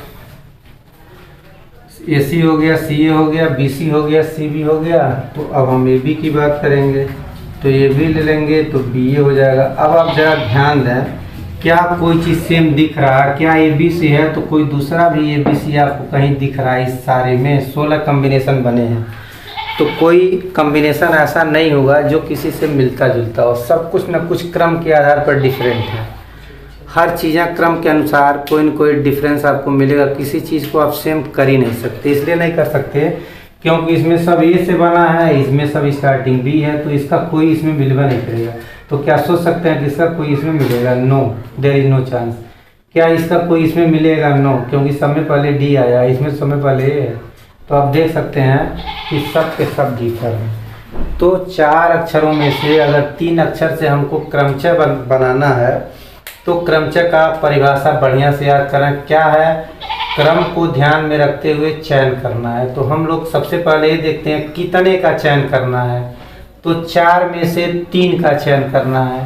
तो 3-3 हर जगह दिखेगा, 3-3।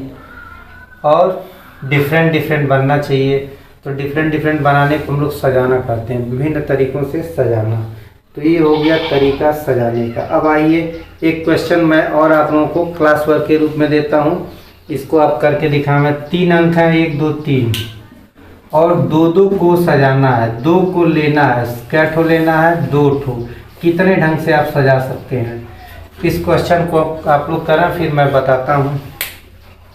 देखिए अपना अपना आप लोग मिलाना। 1 2 3 3 नंबर थे, 2 को लेना है, सजाना है। तो हम 2 को ले रहे हैं। तो पहले हम 1 को फिक्स कर दिए, 1 को फिक्स कर दिए, 1 को फिक्स कर दिए। तो हम 1 के साथ 2 ले सकते हैं, फिर 1 के साथ 1 2, फिर हम 1 के साथ 3 ले सकते हैं। अब 1 के साथ कुछ ले ही नहीं सकते क्योंकि 1 तो शुरू में हमने फिक्स कर दिया। तो पहले हमने 1 को शुरू में फिक्स कर दिया, बाकी हमारे पास 2 ही डिफरेंट बचे हैं। तो एक बार 2 ले लिए, एक बार 3 ले लिए। अब शुरू में मैं 2 को फिक्स करता हूँ, शुरू में 2 को फिक्स कर दिया। तो अब या तो 1 होगा या तो 3 होगा। फिर शुरू में मैं 3 को फिक्स कर दिया, तो या तो 1 होगा या तो 2 होगा। यानी आपके पास 6 क्रमचय बने। तो उम्मीद करते हैं कि समझ में आया होगा। फिर हम लोग आगे बढ़ते हैं। यह है तरीका क्रमचय का। इसके बाद अब इसको हम लोग इसका नोटेशन हम लोग जानने की कोशिश करेंगे। एक इम्पॉर्टेंट फैक्ट भी किताब में दिया है। क्रमचयों में विन्यास का क्रम महत्वपूर्ण होता है। विन्यास माने वही अरेंजमेंट जिसको हम लोग व्यवस्थित कहते हैं, उसका क्रम महत्वपूर्ण होता है। वही बार बार बात की जा रही है। इसी चीज़ को हम लोग यहाँ लिखे हैं। यदि वस्तुओं के चयन में क्रम पर ध्यान दिया जाए तो यही बात तो बता रहा है कि ये फैक्टर इम्पॉर्टेंट है कि हमको क्रम पर ध्यान। अब हम लोग इसके नोटेशन पर आते हैं। यदि 2 प्राकृतिक संख्याएं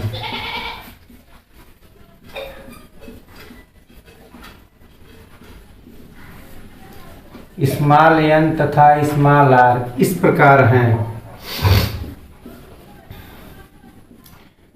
प्रकार हैं कि इसमें n को हम लोग r को या 1 से लेके n तक r को हम लोग लेते हैं 1 से लेके n तक, मतलब ऐसे ध्यान देना है। इस प्रकार है कि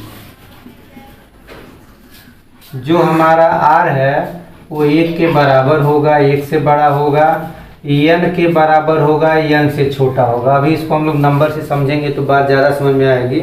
तो n विभिन्न वस्तुओं में से r वस्तुएं एक साथ लेकर बने क्रमचयों की संख्या। तो n विभिन्न वस्तुओं में से n विभिन्न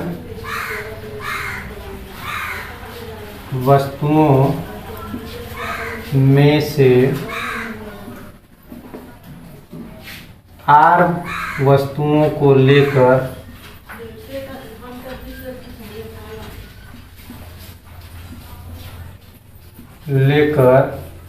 बने क्रमचयों की संख्या को NPR, यही हमारा नोटेशन है। तो हमारा नोटेशन है NPR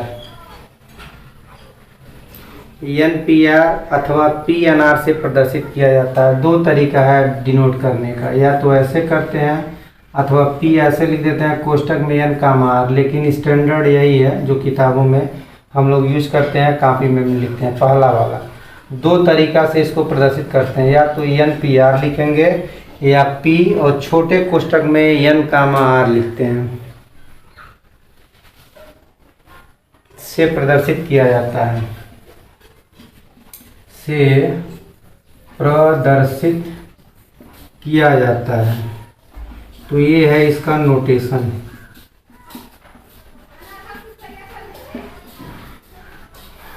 फिर से ध्यान दीजिए इसका नोटेशन। अभी हम लोग देखे हैं कि 4 ठो लिया गया था, 4 अक्षर ABCD, और इसमें से 3 को लेना था और 3 को लेकर के क्रमचय बनाना था। इस प्रश्न को अभी हम लोग हल किए हैं। तो इसको नोटेशन इसका कैसे हम बनाएंगे, ये तो हम लोग सारा जो भी काम किए वो सब स्टेटमेंट फॉर्म में कर दिए हैं। वास्तव में इसको हमको कैसे करना चाहिए धीरे धीरे हम लोग सीखते चलेंगे, क्योंकि अभी तो हम लोग स्टार्ट कर रहे हैं। तो इसको हम लोग 4P3 कहते हैं। 4P3 का मतलब हुआ कि 4 में से 3 को लेना है। इसको ये 4 अक्षर थे, 3 लेना था, तो इसको हम लोग 4P3 में 2 चीज़ें शामिल है। पहला लेना कितना है, तो लेना है नीचे वाला, यानी 3 लेना है। और फिर P का मतलब इसको सजाना है। P जहाँ लिख दिया वहाँ मैं आपको व्यवहारिक भाषा में थोड़ा सा ले चलता हूँ ताकि दिमाग में आपकी ये चीज़ रहे। अगर 4P3 लिखा है, इसका मतलब हुआ कि 3 लेना है, किसमें से, 4 में से। अब फिर करना क्या है, परम्यूट करना। परम्यूट करना माने सजाना। ये जो P लिखा हुआ है, तो 4 का मतलब कुल संख्या 4 है, लेना कितना है, 3 लेना है, पहली चीज़। दूसरी चीज़ क्या करना, P आ गया। P करना का मतलब क्रम से सजा दीजिए। तो 4P3 का मतलब है 4 वस्तुएं हैं, 4 वस्तुओं में से 3 वस्तुओं को ले करके परमुटेशन बनाना है। तो ये इसका नोटेशन है, मतलब ऐसे हम लोग इसको लिखते हैं। अब यहाँ जो मैंने ये लिखा है, इस चीज़ को थोड़ा क्लियर कर दूँ कि इसका क्या मतलब है। इसका मतलब ये हुआ कि यहाँ जो 4P3 है, तो जो सबसे बड़ी संख्या है वो 4, ऊपर वाली संख्या को देखिए, यहाँ ऊपर n लिखा गया है। एक्चुअली ऊपर यहाँ n लिखा गया है और नीचे यहाँ r लिखा गया है। तो ध्यान देना है कि जो भी r होगा ऐसे लिखा गया, तो यहाँ इसको हम ऐसे कह सकते हैं कि 1 से बड़ा 3 होगा और 3 से बड़ा 4 होगा। ये बात सेटिस्फाई भी हो रही है, क्योंकि ये बीच वाली वैल्यू 1 से बड़ी होती है, ये सबसे बड़ी होती है। तो देखिए वही कहानी, ऊपर की संख्या हमेशा इससे बड़ी होती है। अगर ऊपर की संख्या छोटी हो जाए तो फिर ये अर्थहीन हो जाता है, मीनिंगलेस। कभी कभी ये पूछा भी गया प्रश्नों में, अगर ऊपर की संख्या नीचे से कम हुई तो मीनिंगलेस हो गया, क्योंकि वो इसको सेटिस्फाई ही नहीं करेगा। इसीलिए ये चीज़ आपको एक कंडीशन दिया गया कि कंडीशन फॉलो होने की दशा में ही ये कहानी उत्पन्न होती है। अगर ये कंडीशन फॉलो नहीं हुआ, कहने का मतलब जो जितना लेना है वो 1 से बड़ा होगा, 1 से बराबर होगा, और कुल संख्या से छोटा होगा, उसके बराबर भी हो सकता है। कहने का मतलब अगर 4p1 है तो ठीक है, 4p2 है तो ठीक है, 4p3 है तो भी ठीक है, 4p4 है तो भी ठीक है, लेकिन कहीं 4p5 हो गया तो दैट इज रॉन्ग, ये नहीं ठीक है। तो ये आप ध्यान देंगे। 4p6 हो गया तो ये नहीं ठीक है, क्योंकि 4 में से 5 कहाँ आप ले पाएंगे। 4 ही रुपया है तो कहाँ से 5 रुपया आपको मिलेगा। हाँ, 4 रुपया है तो उसमें से 3 रुपया हम चुरा सकते हैं, 4 रुपया चारों चुरा सकते हैं, 4 रुपया में से 1 रुपया चुरा सकते हैं, 4 में से 2 चुरा सकते हैं। क्या 4 रुपया में से 6 रुपया भी चुरा पाएंगे? तो ये मीनिंगलेस हो गया, तो इसको ध्यान देना है। तो नोटेशन हमने जान लिया, NPR वेयर ध्यान देना है कि R is greater than R equal to 1 and less than equal to n, ये चीज़ आपको ध्यान देना है। और इसका मतलब है, इसमें 2 चीज़ें छिपी हैं। पहली चीज़ R लेना है और क्या करना है, R को विभिन्न तरीकों से सजाना है। बार बार मैं एक बात कह रहा हूँ आपको, इसमें 2 चीज़ें छिपी हैं, R लेना है और R को विभिन्न तरीकों से सजाना है। चलिए, तो ये बात हम लोगों की समझ में अब आ गई है। पहला क्वेश्चन का मैं आपको ये देख रहा हूँ, फर्स्ट का ये क्वेश्चन है, 8p2 का मान बताना है। आपको निम्नलिखित में प्रत्येक का मान बताइए। तो 8p2 का मान, तो 8p2 का मान, थोड़ा सा इसका फार्मूला भी मैं बता दूं। NPR का फार्मूला होता है factorial n factorial n minus r, यही इसका फार्मूला है। इस फार्मूले को भी नोट कराएं, इसी फार्मूले से हम लोग इस चीज़ को सॉल्व करेंगे। तो इसका आंसर हो जाएगा फैक्टोरियल 8 और फैक्टोरियल 8 माइनस 2, ऊपर 8 नीचे 2, यहाँ n r है तो n में से r हटाएंगे, तो ये हो गया फैक्टोरियल 8 अपॉन फैक्टोरियल 6। तो मान आप निकाल ही सकते हैं। अब छोटा 6 है तो बड़े को छोटा ही बनाते हैं, 8 को लिख देंगे, 8 7 6 फैक्टोरियल 6 बटा फैक्टोरियल 6, ये दोनों कट गया, आंसर आ गया 56, पहला क्वेश्चन। इसी तरह से पहले का हम लोग सब कर लेंगे, कोई दिक्कत नहीं है। फिर हम लोग दूसरे क्वेश्चन में आते हैं। 2 का मैं ये करता हूँ, 2 का ये एक एक सवाल मैं बताता चल रहा हूँ। 2 का ये है 15, सवाल है यदि 15PR इज इक्वल टू 2730, तो R का मान 2730, तो R का मान बताइए, R का मान ज्ञात कीजिए।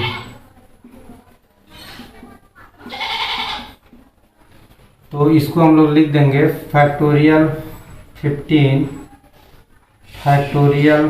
15 माइनस R।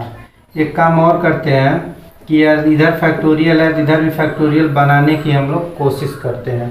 अगर फैक्टोरियल बन जाएगा तो ठीक है, नहीं तो दिक्कत है। तो फैक्टोरियल बनेगा कैसे, थोड़ा सा हम लोग फैक्टोरियल को भी दिमाग में रखे हैं। हम लोग अभी देखे थे फैक्टोरियल 6 की वैल्यू आती है 720 आता था, फैक्टोरियल 7 आया था 5040।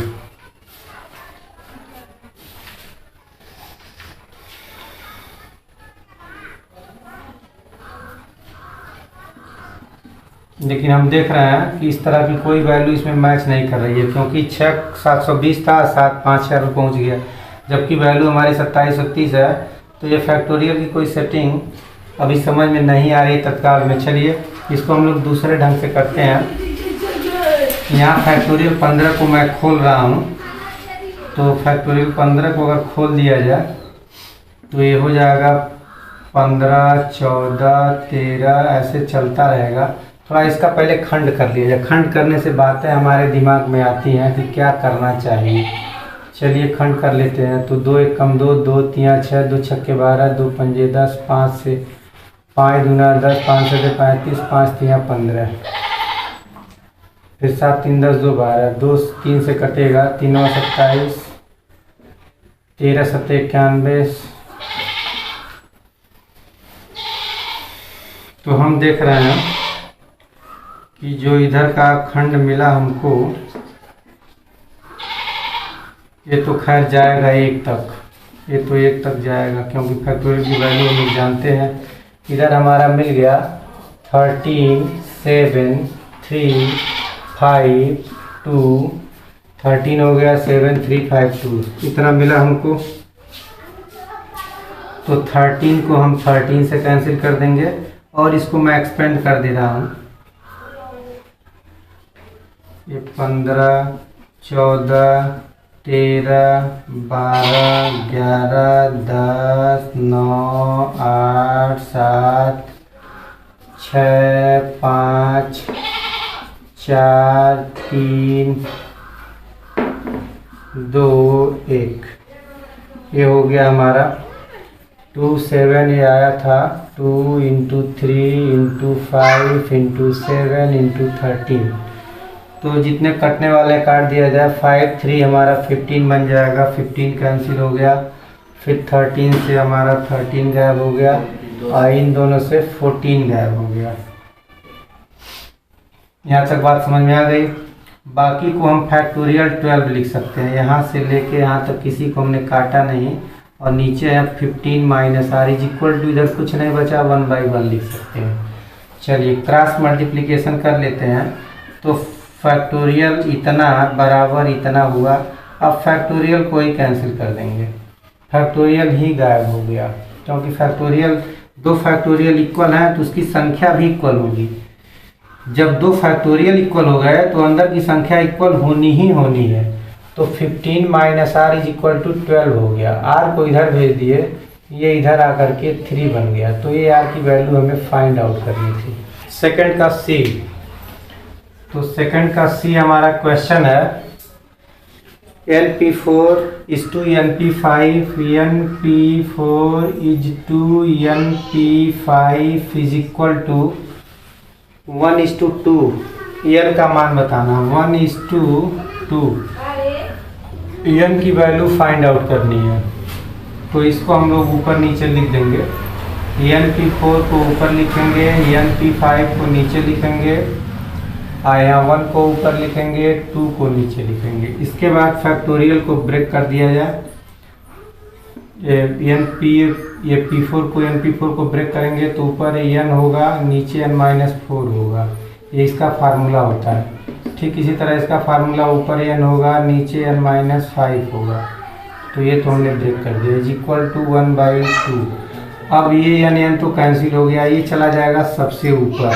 तो ऊपर हो गया n-5 और नीचे हो गया n-4। फिर हम लोग ये देखते हैं कि इन दोनों में छोटा कौन है। तो इन दोनों में छोटा n-5 है क्योंकि n में से 5 घटा है, आया n में से 4 ही घटा है। तो ये बड़ा होगा, ये छोटा होगा। तो हम लोग बड़े को छोटा बनाते हैं। n-4 को हम बाहर कर देंगे तो अंदर n-5 होगा और ऊपर भी n-5 है। तो ऊपर नीचे कैंसिल हो गया n-5 से। फिर हम लोग तिरछा गुणा करेंगे तो n-4 = 2 होगा। तो n की वैल्यू 6 आएगी। यही हमारा आंसर है। 5 का B आपका है NP5 / n+5 / Pn+1, n+5 Pn+1 ये दिया हुआ है = 11n-1 11n-1/2 n+3 Pn n+3 Pn। तो n का मान ज्ञात कीजिए। तो वैल्यू हमको n की फाइंड आउट करनी है। चलिए तो मैं क्या कर ले रहा हूँ, इसको भी इसके पास ला दे रहा हूँ, चाहे उधर भी रहेगा तब भी कोई बात नहीं है। n इसको मैं लिख देता हूँ n+5 और नीचे इसमें से इसको माइनस करते हैं। तो जब माइनस करेंगे तो n कट जाएगा, 5 में से गया 4 आएगा। फिर इधर है 11 n-1/2 इसको ऊपर हो जाएगा n+3 और नीचे इसमें से इसको माइनस करेंगे तो n कट के सिर्फ 3 आएगा। अब यहाँ ये बड़ा है और ये छोटा है, तो बड़े को ही छोटा बनाते हैं। तो बाहर हम 2 बार निकालेंगे, एक बार n+5 होगा, फिर इससे घटा के n+4 होगा और सबसे छोटा फैक्टोरियल में लिखेंगे n+3 और यहाँ ये बड़ा है तो 4 बाहर, इससे घटा के अंदर 3। अब ऐसा हमने इसलिए किया क्योंकि राइट साइड में जो चीज़ें दिखेंगी ऐसा अगर बना लेते हैं तो वो कैंसिल हो जाएगा दोनों साइड से। तो आप देख रहे हैं n+3 से फैक्टोरियल 3 से 2 4 से 2 टाइम कैंसिल हो गया। अब बचा क्या? बचा हमको n+5 ऊपर n+4 नीचे 2 = 11 n-1, यही बचा। क्रॉस मल्टीप्लिकेशन पहले इसका मैं मल्टीप्लाई कर दूँ, क्या आएगा n² + 9n + 20 = इसका इसमें मल्टीप्लाई करेंगे तो 22n - 22, 11 दूना 22, अंदर गुणा करेंगे 22n - 22, तो ये हमको मिला n² तो अकेला ही इधर आएगा तो 22 में से 9 घटेगा तो 12 में से 9 गया 3 -13n होगा और ये इधर आएगा तो +42 हो जाएगा = 0। 6 7 42, 6 7 13, इसका खंड करेंगे तो n-6 और n-7 आएगा।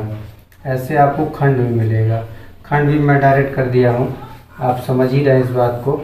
तो हम लिखेंगे when n-6 = 0, this implies n = 6। when n-9 n-7 =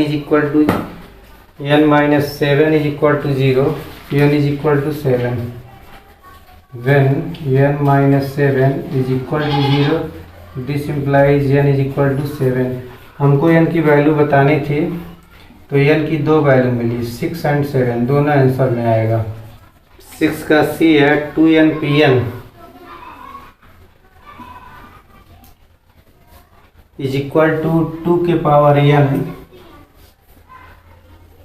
और ब्रैकेट में है 1 × 3 × 5 × 7 and so on 2n-1, 2n-1, ये चीज़ हमको प्रूफ करना है। तो आइए लेफ्ट हैंड साइड को लेते हैं। लेफ्ट हैंड साइड हमारा 2npn, इसको ब्रेक कर दिया जाए तो ऊपर होगा फैक्टोरियल 2n, नीचे 2n में से n घटाएंगे तो सिर्फ n आएगा। ये चीज़ हमको मिला। इसके बाद फैक्टोरियल को मैं ब्रेक कर रहा हूँ। तो फैक्टोरियल ब्रेक करने का तरीका है कि पहले हम 1 लिखते हैं, फिर 2 लिखते हैं, फिर 3 लिखते हैं, फिर 4, ऐसे बढ़ते जाते हैं। कहाँ तक चलेंगे? तो सबसे जो ये वैल्यू है वो लास्ट वैल्यू होती है जो फैक्टोरियल में लिखा है। इसके पहले कितना होगा तो उसमें से 1 घटाएंगे, इसके पहले कितना होगा तो उसमें से 1 घटाएंगे, तो अब 2 हो गया, 1 में से घटाएंगे, फिर इसके पहले कितना होगा तो 2 में से घटाएंगे, 3 हो गया, फिर इसके पहले 2n-4 हो गया।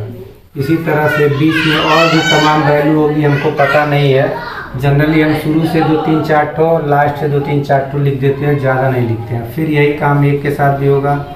ये नीचे वाला n तो ये भी 1 2 3 4 ऐसे 5 होगा। इसकी लास्ट वैल्यू n होगी। n से पहले कितना होगा तो n में से 1 घटा दिए, इसके पहले क्या होगा तो 1 में से घटाएंगे 2 हो जाएगा, 2 में से घटाएंगे 3 हो जाएगा, 3 में से घटाएंगे 4 हो जाएगा। ज़्यादा नहीं, 4 5 मान लिखते हैं, बीच में सब डैश डैश डैश। अब एक चीज़ आप ध्यान दें, चूँकि जो लाना है उस पर भी हमको विचार करना है, क्योंकि खाली हम जो लाना है उस पर अगर विचार नहीं करेंगे तो फिर हम सोच नहीं पाएंगे कि अब आगे क्या करें। तो हम क्या देख रहे हैं कि हमको जो लाना वो विषम संख्या है, कोष्टक वाला, तो हम विषम को छांट दें। ये विषम वाला है, विषम वाला, विषम वाला, फिर विषम वाला। इसमें ये विषम नहीं होगा क्योंकि 2 कॉमन हो जाएगा तो ये सम संख्या होगा, इसमें से 2 कॉमन नहीं हो पाएगा तो ये विषम वाला, इसमें 2 कॉमन होगा तो विषम नहीं है, सम वाला, ये विषम वाला है। इसमें से 2 मिल रहा है इसलिए वो विषम नहीं है, वो सम है। तो हमने विषम को छांट दिया एक किनारे। चलिए छांट देते हैं। तो 1 × 3 × 5 × 7, आगे 7 में मिलेगा 6 7, तो 7 वाला विषम आएगा। तो 7 एंड सो ऑन। ये विषम वाला है 2n-3, फिर विषम वाला है 2n-1। अब विषम वाला आगे मिलेगा ही नहीं क्योंकि तो सम वाला है। ये हम एक साथ ब्रैकेट में क्लोज कर दिए, कम से कम ये तो हमको दिखा। फिर हम इस पर और बाकी विचार करेंगे। अब देखिए इसमें जो ये बीच का बचा है इसको यहाँ लिख रहे हैं। 2 मिला, 4 मिला, फिर हमको 6 मिलेगा, फिर हमको 8 मिलेगा एंड सो ऑन। ऐसे क्या यहाँ से मिला, यहाँ हमको 2n मिला, 2n से पहले क्या मिला, 2n-2 मिला। तो ज़्यादा नहीं, बस इतना ही से हमारा दिमाग काम कर जाता है। फिर नीचे हम आते हैं, तो नीचे हम देख रहे हैं, नीचे जो है मैं वही लिख रहा हूँ, नीचे कुछ नहीं कर रहा हूँ। नीचे तो बल्कि फैक्टोरियल या नहीं छोड़ दिया है तो अच्छा है, लेकिन चलिए लिख दिया, कोई बात नहीं। लिख देने से और आपको समझ में ही आएगा। तो ये हो गया। अब आप देखें इसको तो हम छुएंगे ही नहीं क्योंकि ये तो हमको लाना है। तो इसको तो बस जैसे है वैसे उतार दिया जाए चुपचाप। 2n-3, 2n-1। फिर आगे देखिए, यहाँ से मैं एक काम कर रहा हूँ, 2 को 2 गुणे 1 लिख रहा हूँ, गुणे 4 को 2 गुणे 2 लिख रहा हूँ, 6 को मैं 2 गुणे 3 लिख रहा हूँ, 8 को मैं 2 गुणे 4 लिख रहा हूँ। इसी तरह ये इसमें से 2 कॉमन लेंगे तो ये n-1 बन जाएगा ये वाला। यहाँ से 2 गुणे n हम लिख ही सकते हैं, अंतिम वाले को हम 2 गुणे n लिख ही सकते हैं। तो सब हमने कोष्टक बना लिया। अब क्या देख रहे हैं आप कि हर जगह से 2 मिल रहा है, हर जगह से हमको 2 मिलेगा। तो हर जगह से 2 मिलेगा तो कितनी बार मिलेगा वो चीज़ समझना है।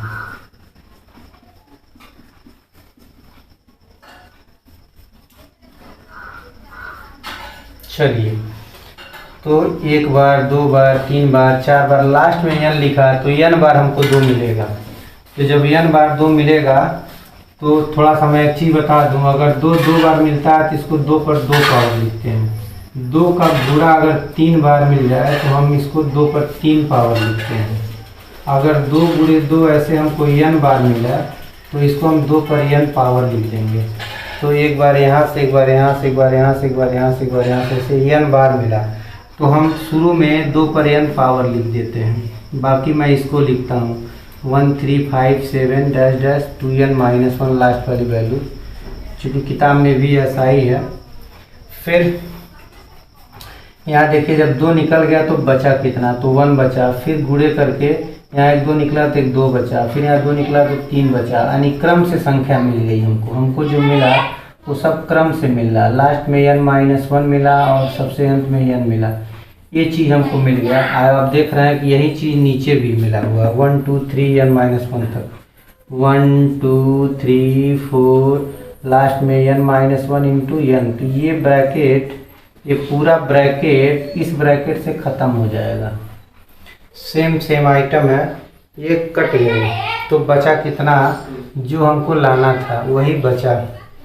तो ये इसको आप लोग नोट कर लें, फिर हम लोग आगे बढ़ते। स्टूडेंट्स, एक बात और आपको करना है कि 7.2 का जो भी फार्मूला सूत्र है हमने डिस्कस कर दिया। ये पूरा सूत्र और फार्मूला आप इसको दिमाग में रखेंगे। और 7.2 आपके लिए होमवर्क है, 7.1 एंड 7.2, ये 2 एक्सरसाइज आपके लिए मैं होमवर्क के रूप में दे रहा हूँ। इसको आप पूरी तरह से सॉल्व करेंगे। जो भी प्रॉब्लम होगी वो व्हाट्सएप मोबाइल के माध्यम से आप सूचित करेंगे, मैं फिर आपके एक प्रश्नों को सॉल्व करूँगा। मैं एक सूचना और देना चाह रहा हूँ कि ये आपका लाइव क्लास स्टार्ट हो गया है। आप अपने मोबाइल, टैबलेट और लैपटॉप के माध्यम से डेटा के साथ आप रेडी रहेंगे। आपको जल्दी ही रक्षाबंधन के बाद, कल रक्षाबंधन है और संभवतः मंगलवार को सारे शेड्यूल आपको बता दिए जाएंगे ताकि आप समय से तैयार रहेंगे। आपको टाइम बताया जाएगा, ठीक उसी टाइम आप अपने नेट के साथ, मोबाइल के साथ तैयार रहेंगे। आपकी लाइव क्लासेस चलेंगी। इन्हीं शब्दों के साथ बहुत बहुत धन्यवाद। एक बार पुनः मैं कहना चाहूँगा कि जो भी छात्र चैनल को सब्सक्राइब नहीं किए हैं वो चैनल को ज़रूर सब्सक्राइब करना, क्योंकि जब तक आप सब्सक्राइब नहीं करेंगे तब तक लाइव क्लास का नोटिफिकेशन आपको नहीं मिल पाएगा। फिर आपको पता नहीं चलेगा कि लाइव क्लास शुरू कब हुआ।